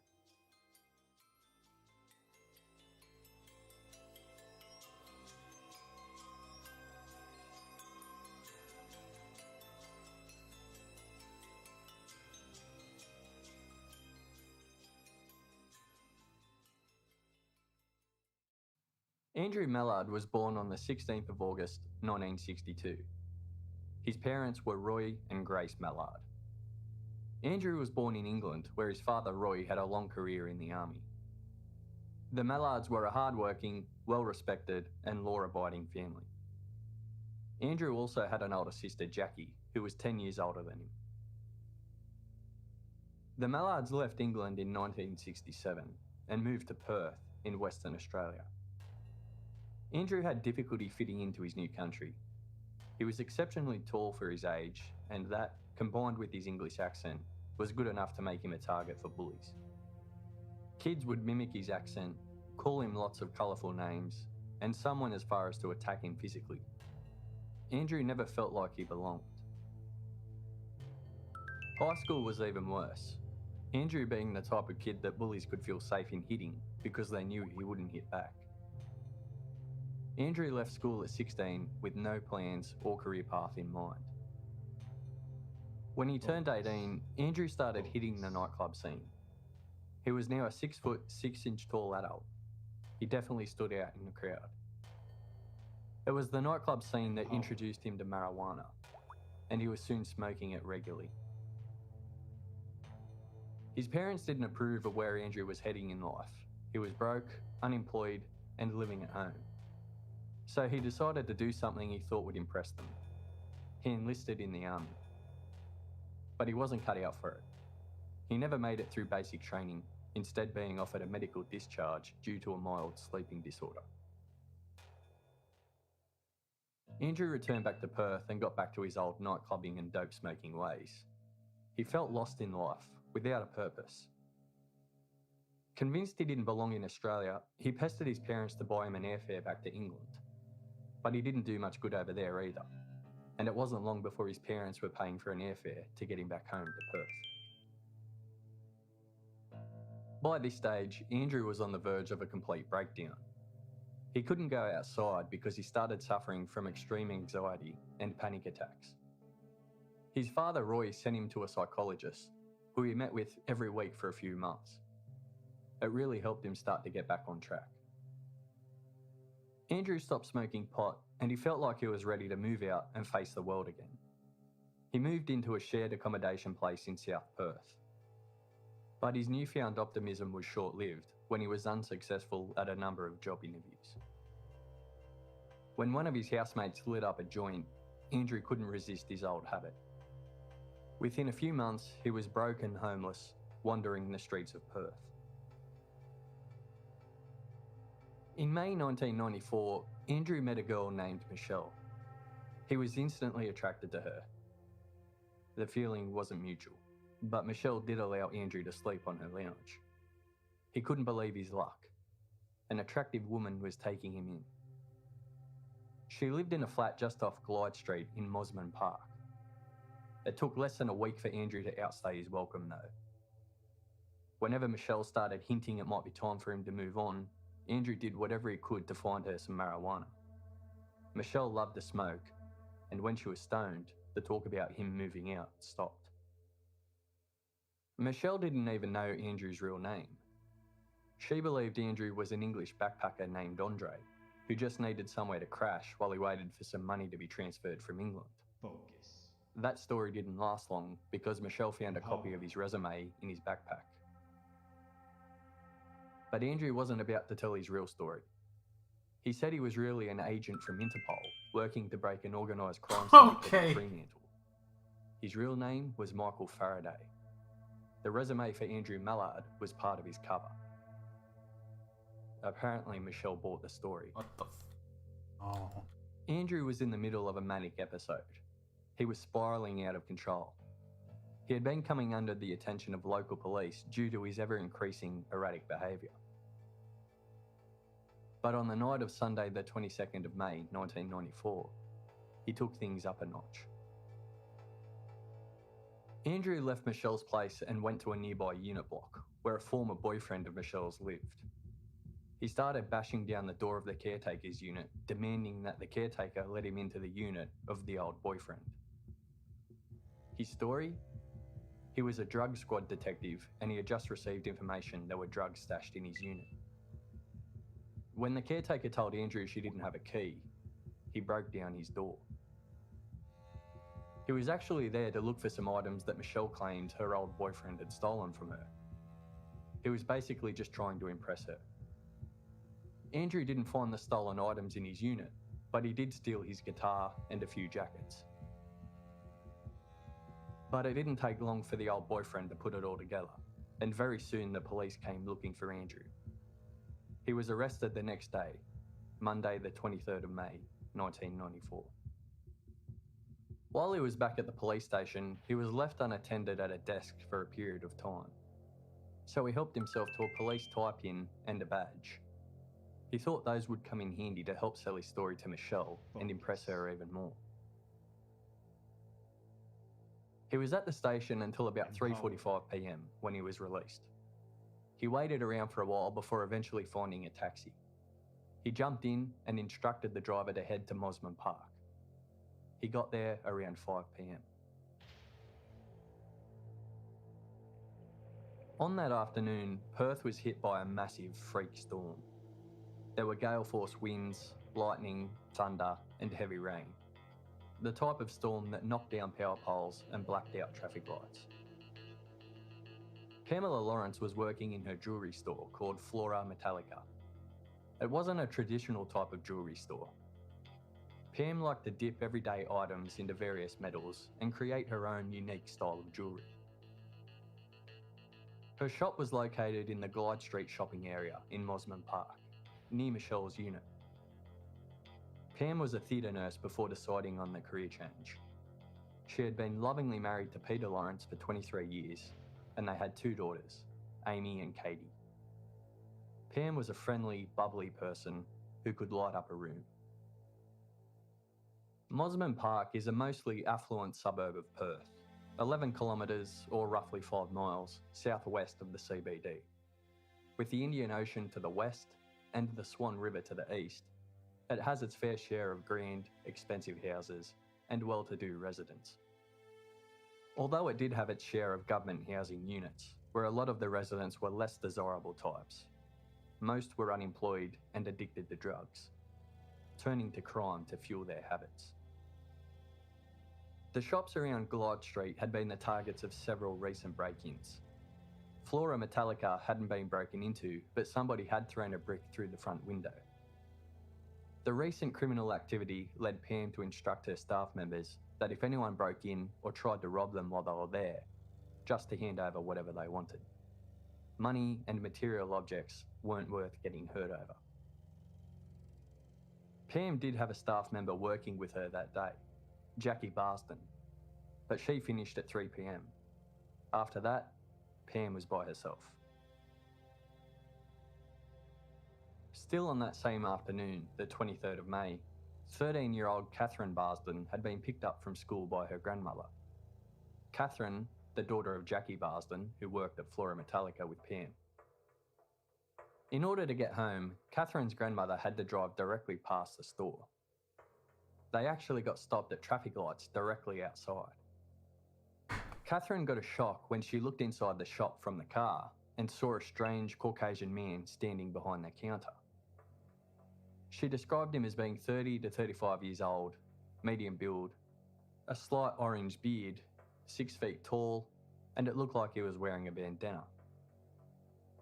Catherine kept staring at the man, and he eventually made eye contact with her, after which he immediately crouched down behind the counter. Catherine had never seen the man in the shop before. She thought it was strange and made sure to look at the clock in the car. The time was 2 minutes past 5. She told her mum Jackie when she got home. Jackie thought it sounded strange, so she picked up the phone to call Pam to make sure she was okay. But then she changed her mind, deciding it was probably nothing. Peter Lawrence was at home with one of his daughters. He was concerned that his wife Pam hadn't returned home from work yet. He called the store at 6:15 to see when she planned on getting home. When Pam didn't answer, he decided he had better go down and check on her. At 6:39 p.m, a call was made to emergency services. A woman had been attacked. An ambulance was requested to the Flora Metallica jewellery store at Mosman Park. Peter Lawrence had walked into the store to find Pam lying in a pool of blood, with severe head wounds. Peter was covered in blood himself as he was kneeling down next to his wife, trying to help her, when the ambulance and police arrived. Pam had lost litres of blood. She was barely breathing. They put her on a stretcher and rushed her to hospital. On the way to the hospital, her breathing stopped. They performed CPR and did everything they could, but it was too late. Pam was dead on arrival. A later autopsy would reveal that Pam died as a result of her severe head wounds. The cause of the wounds was an unknown blunt force object. There were no defensive injuries. In Pam's wounds, the forensic pathologist found little specks of an unknown blue material. It was believed that material came from the murder weapon. Detectives from the Major Crime Squad were called in. The lead detective of the investigation was Detective Sergeant Sherville, assisted by Detective Capehorn and a whole team of other detectives. Little was done that night in the way of a forensic investigation. The jewellery store was locked and guarded until the following day, when a thorough examination could take place. A search was conducted to try and find the murder weapon, but they turned up nothing. Peter Lawrence pointed out that no money had been stolen from the register and no jewellery had been taken. But Pam's purse was missing. It was the next day, Tuesday the 24th of May, when police first learnt about the suspicious man Catherine Barsden had seen in the store. There was other information to consider too. Reports that unknown people were seen in the area acting suspiciously around the time of the murder. Other reports of some of the known local junkies hanging around too. And what about some of the undesirable characters that live in the government housing flats nearby? Or the mental health patient that lives there? Maybe it's related to the break-ins, or the brick that was thrown through the window of the store not that long ago. Many names were added to a list of possible suspects, but none of them were very solid at that stage. The list ended up containing over 100 names. The main concern for detectives was finding out who the suspicious man in the store was that Catherine Barsden had seen. An identikit drawing was made up of the man based on Catherine's description, and it was sent out to the media. The forensic pathologist concluded that 5 p.m, when she saw the man, fit the time frame of the attack, as Pam could have remained alive that long. Naturally, Peter Lawrence was a suspect in his wife's murder. But there was nothing to cast suspicion on Peter other than the fact he found his wife's body. There were no reports of violence or any other issues in the house. They were still very much in love.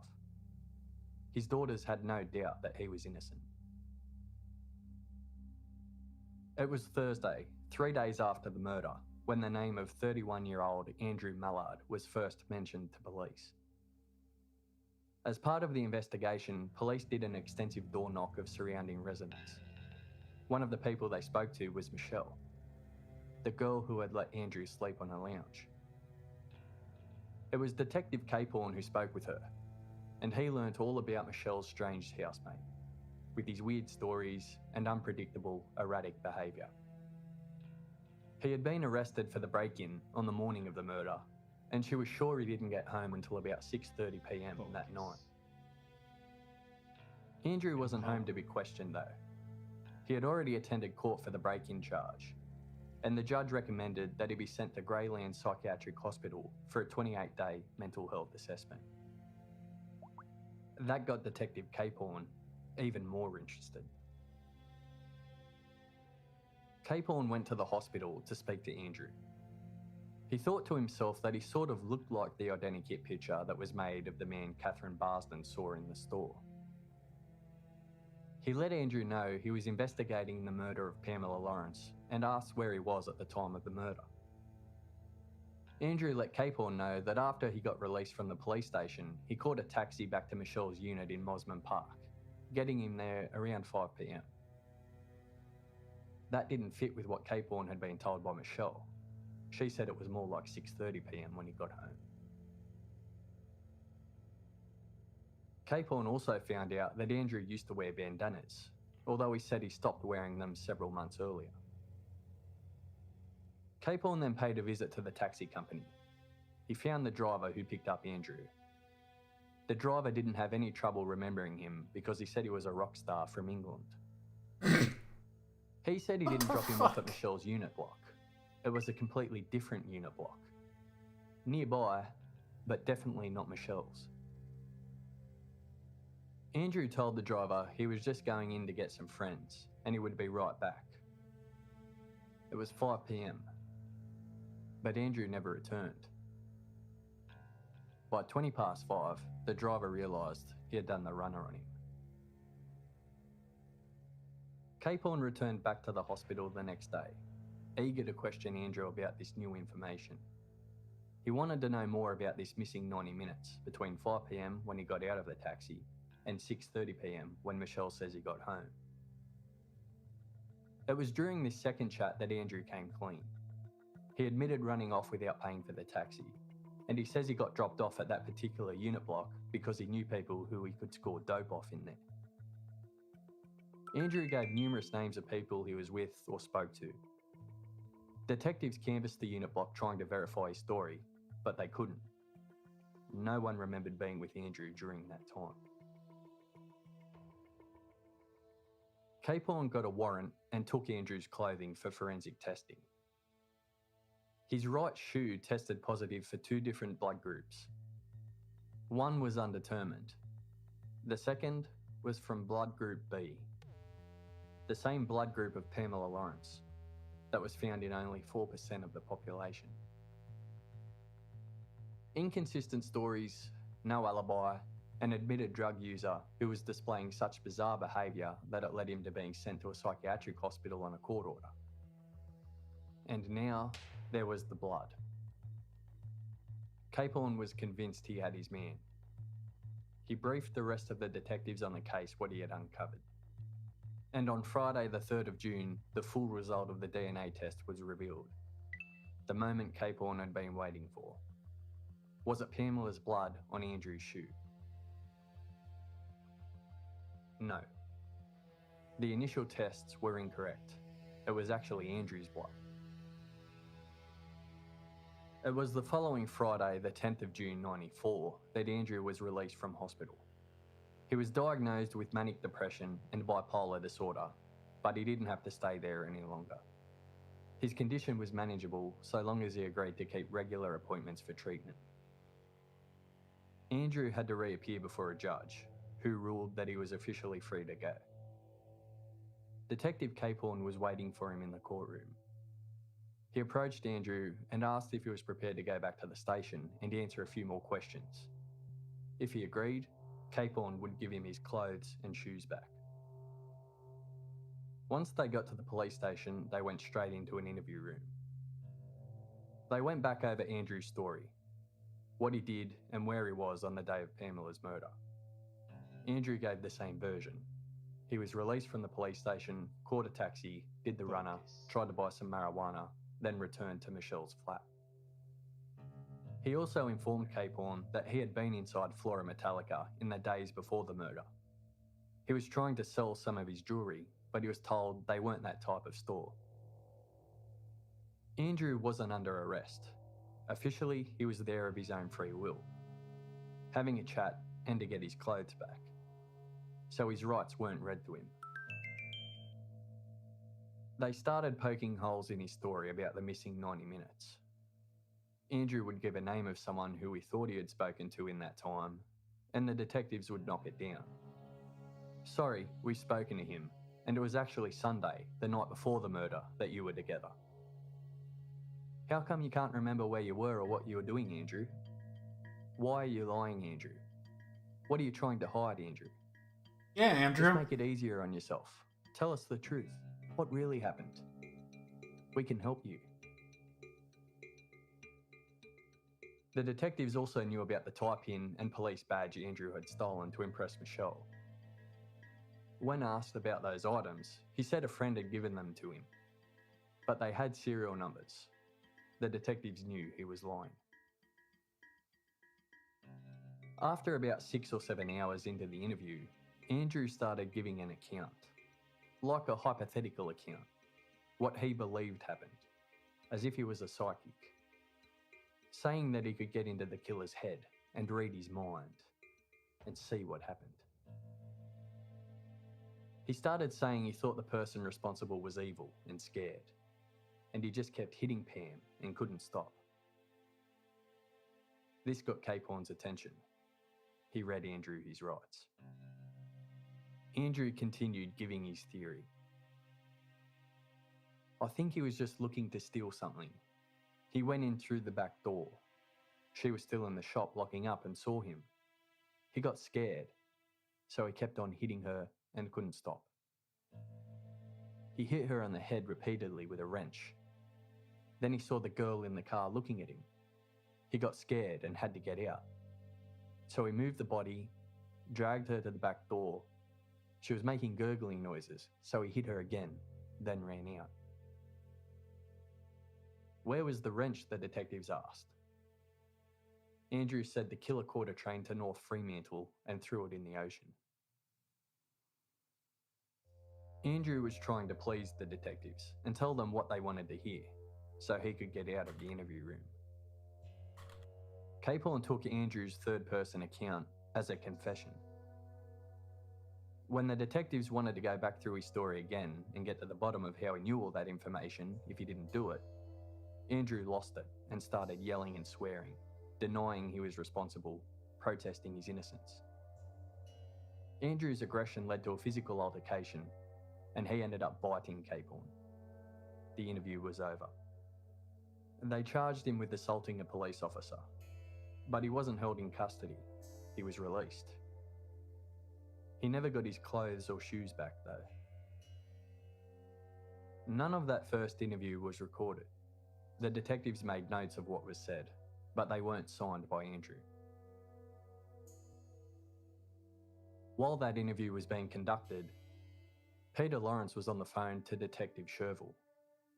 He told him that he thought a 10-inch Sidchrome wrench was missing from out the back of Pam's jewellery shop.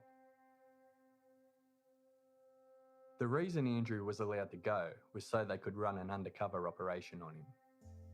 They didn't have enough evidence. They didn't have any evidence, really. All they had was Andrew's unrecorded ramblings of a third-person account of how he thought the murder happened. They needed more. So Andrew was about to meet a new friend. They were hoping he would confess and lead the undercover officer to the murder weapon and to Pam's purse. Andrew had nowhere to go. Michelle wasn't having him back, and he didn't want to go back home to his parents. So he was forced to sleep in a park. It was only a few days later, while Andrew was hanging in the park, that he met Gary. He instantly hit it off with Gary and was impressed when he drove him around to score some dope. He was even more impressed when Gary shouted him a couple of nights in a hotel room. Gary said he was writing a book on Pamela's murder and he wanted Andrew's help. Gary wanted to know all about Andrew's theory of what happened, so Andrew gave him the same story he gave to the detectives. Gary then started mentioning weapons and wanted to know what Andrew's thoughts were. Gary even brought up wrenches, specifically making mention of Sidchrome wrenches. He asked Andrew what he thought. Could that be the murder weapon? He also asked if he thought there would have been a lot of blood, what the killer would have done with his clothes, where the killer would have got the weapon, and where the killer would have disposed of the weapon. Andrew was only too happy to speculate. Based on Andrew's answers, Gary's report would later read that the motive of the murder was robbery. The murder weapon was a wrench. The wrench had been thrown off a bridge into the Swan River, and the killer washed the blood off his clothes using the salt water in the river. In Andrew's words, that would fuck with the forensics. Again, Andrew hadn't confessed directly, but the police believed what he was saying was information only the killer would know, and he was giving his confession in some sort of speculative third-person way. Andrew wasn't well. Between their in-depth discussions about Pam's murder, he was smoking a heap of pot and his behaviour was getting more erratic. He started talking about how he had passed through several dimensions and his soul could enter different bodies. He also mentioned that he was really a Viking warrior. What? That comment led Gary to encourage Andrew to participate in a makeover. Gary bought him a pair of boots, an army jacket, and a kilt at a second-hand store. Then he took him to get his head partly shaved. There you go, Andrew. You look much more like a Viking warrior now. Gary started to fear for his safety, believing Andrew was a murderer and seeing his behaviour get more and more erratic. The undercover operation was called off. No admissions were made, and they never got led to the murder weapon or to Pam's purse. Andrew failed to attend court for the assault police charge, so a warrant was issued for his arrest. He was arrested by Detective Brandon, who was also working on Pam's case. He was taken back to the police station and put back into the same interview room that he was in before. Detective Brandon wanted him to answer some more questions about Pam's murder. Andrew went back to his third-person theories about what he thought had happened. This time he added in a description of Pam's injuries. Andrew was able to describe them because he says he was shown a photo of them in the first interview. They handed Andrew a piece of paper. They told him to draw the wrench that he believes the killer used. Andrew did as he was told. He even wrote the word Sidchrome on the wrench, remembering what Gary had told him. Andrew was interviewed for over 11 hours this second time round, of which only 30 minutes was recorded on video. A record of the rest of the interview was completed by the detectives making unsigned notes, just like the first interview. When the tape was turned on, they went back over the story, now asking him questions based on all the information Andrew had given them, mostly in the third person. But he also spoke in the first person at times. Okay, now I've told you that you don't have to undergo a video recorded record interview, is that correct? You told me that. And what's my response to that is I want to be video recorded so that I can be cleared. Okay, all right. Yes. Okay. We brought you in this morning and we had a conversation in relation to the murder of Pamela Lawrence at Mosman Park. Do you agree with that? I do. Okay. During the course of those discussions, you told us certain things. Okay, you said that you needed money. I did. Okay, and you told us that you went in through the rear of the shop at Flora Metallica. Is that what you told us? I told you that. Okay, I'm just going to go through that now, okay? What you told us. All right, we'll sort the rest out later, okay? So you told us that you went on the front on Glass Street and that you were looking back and you saw that the Flora Metallica, the door was shut. Yes. And that you thought that it was closed so it was safe to do a break. Is that what you told us? That's correct. Okay. You described the steps to us and you described the rear door and the fly screen door. May I say something else? Okay, yeah, go on. If Pamela Lawrence was locking the store up, maybe she came in through the back way, the front door was already locked. Maybe. Okay. Yep. And she left the key in the back door, and that's why he had easy access, and that's why she didn't hear him until he was much. We'll go on with what you told us earlier, okay? Before we go into anything else, you happy with that? I'm very happy with that. Okay, no problem. You told us that she became hysterical and started screaming. That's right. That's what I said. And that you said that you didn't mean. This is again, it's difficult because this is what you said. I didn't mean to. You said you didn't mean to cause any further injury. Okay. Because I panicked, and at the time I thought I was on speed or drugs, but maybe not. I think you said initially that you only meant to knock her out. That's right. Okay.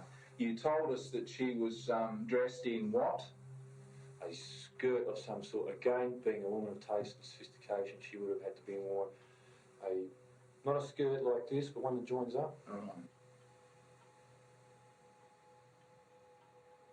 Okay, but the fact is that you told us all these things, and you now say that that was a complete pack of lies. That all that things that you told us. I say that is my version, my conjecture of the scene of the crime. Okay, no worries.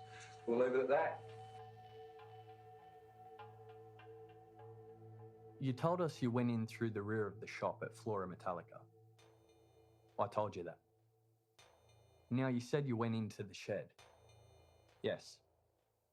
You told us you got a wrench. Is that correct? A wrench from the toolbox. You said to her that you were going to rob her. This is what you told us. This is what I imagine this person would say.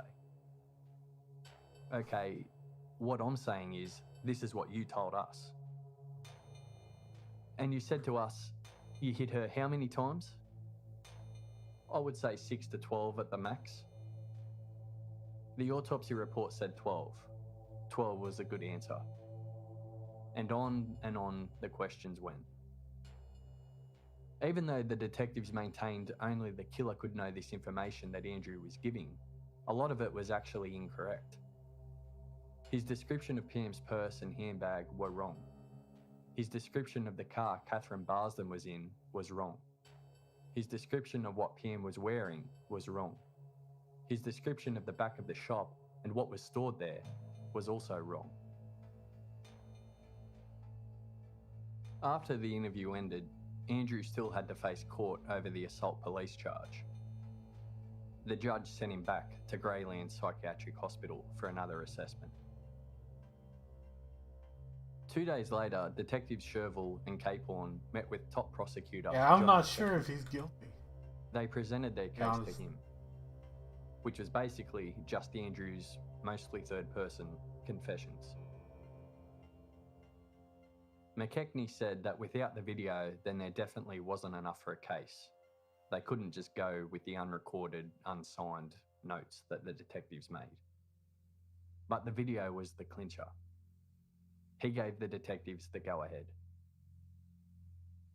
The next day, the 19th of July, 1994, Andrew was released from hospital into the custody of detectives. He was charged with the murder of Pamela Lawrence.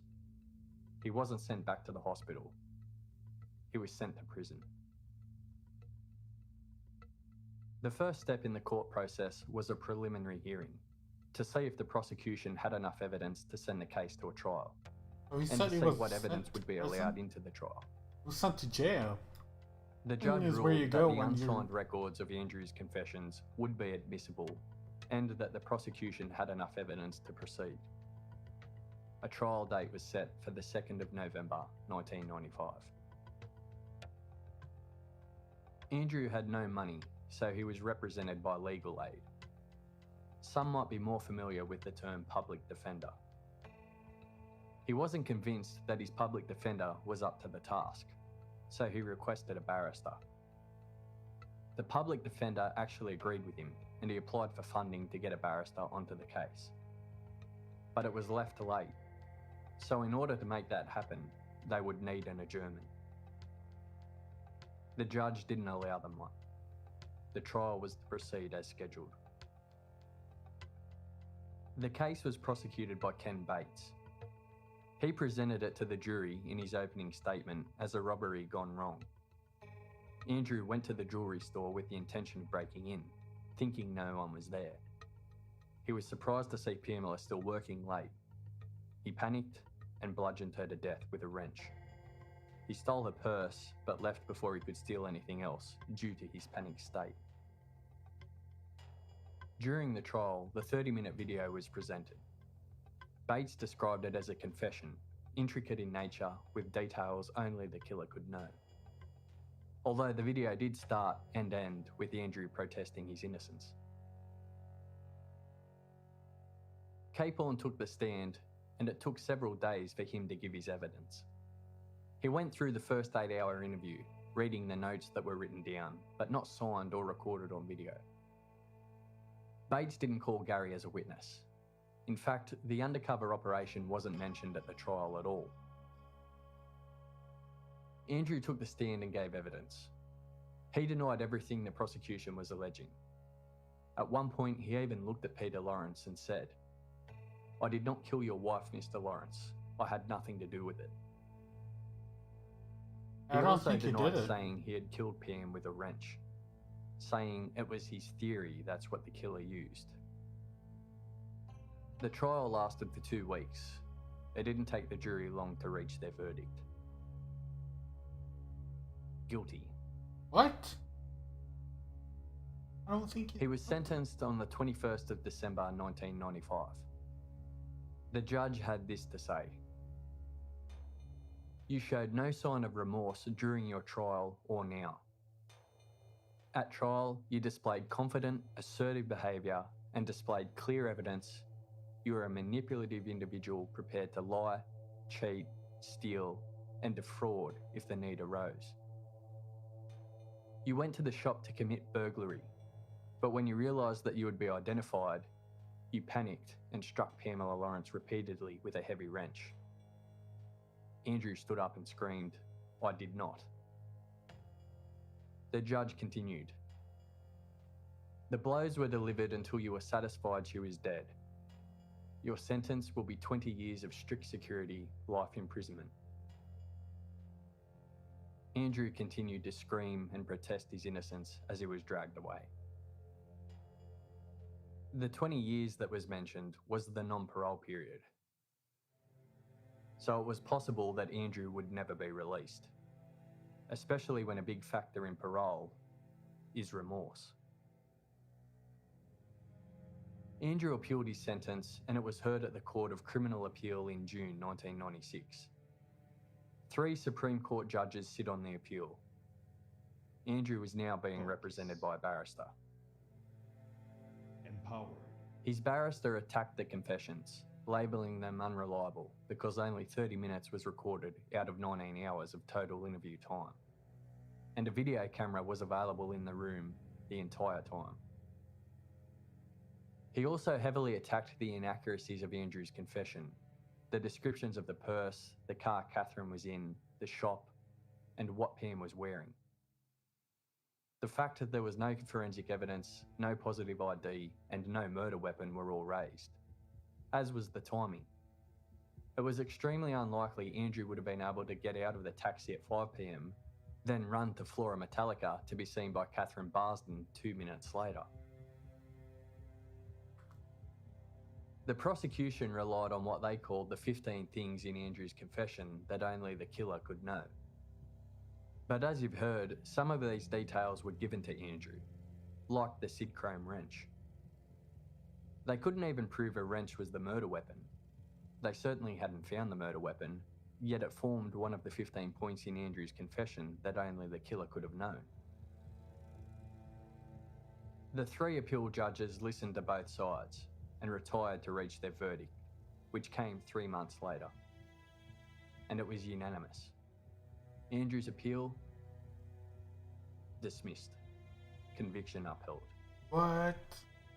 Although the ruling did come with a warning to police, unrecorded confessions would no longer be allowed. But the trial result in Andrew's case wouldn't be altered. Their ruling did state there were some unsatisfactory aspects of Andrew's case, but they were happy there was no miscarriage of justice. The ruling meant that there was one court left to go, the High Court. But you couldn't just take any old case to the High Court. You first had to convince 3 judges that the appeal had grounds to be heard in the High Court, sort of like an application process. Generally, the High Court is only interested in severe miscarriages of justice, or matters of national importance. Andrew's barrister failed to convince them. The case wouldn't be heard in the High Court. It was done. Andrew was in prison for life.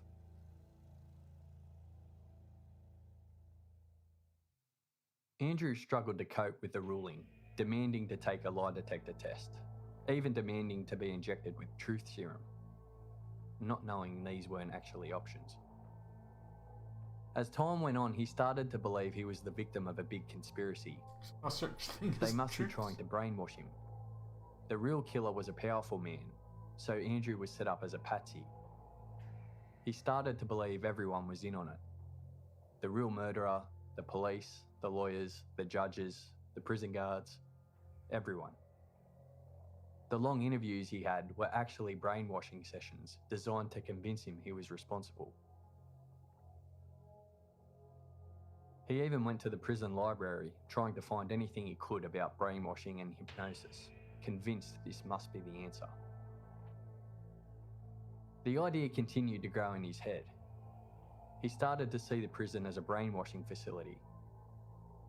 The lights were actually cameras recording his every move, the live feed of which was being sent back to Detective Capehorn. The distress alarm in his cell was a speaker where messages were whispered to him in his sleep. He saw the other prisoners as actors. This was their job, to come here and convince him he was in prison, when really they were part of the brainwashing conspiracy. He became obsessed with the idea, refusing to speak to any other prisoners and even cutting off all visits from his family. He put up a sign in his cell. "My name is Andrew Mark Mallard.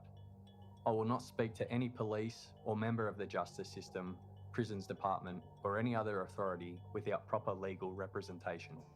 I have nothing to say." Despite his delusional state, Andrew was known as a passive, well-behaved prisoner. Andrew's parents, Roy and Grace, and his sister Jackie were convinced he was innocent. Roy dedicated himself to study. I gotta take a break until the raid starts.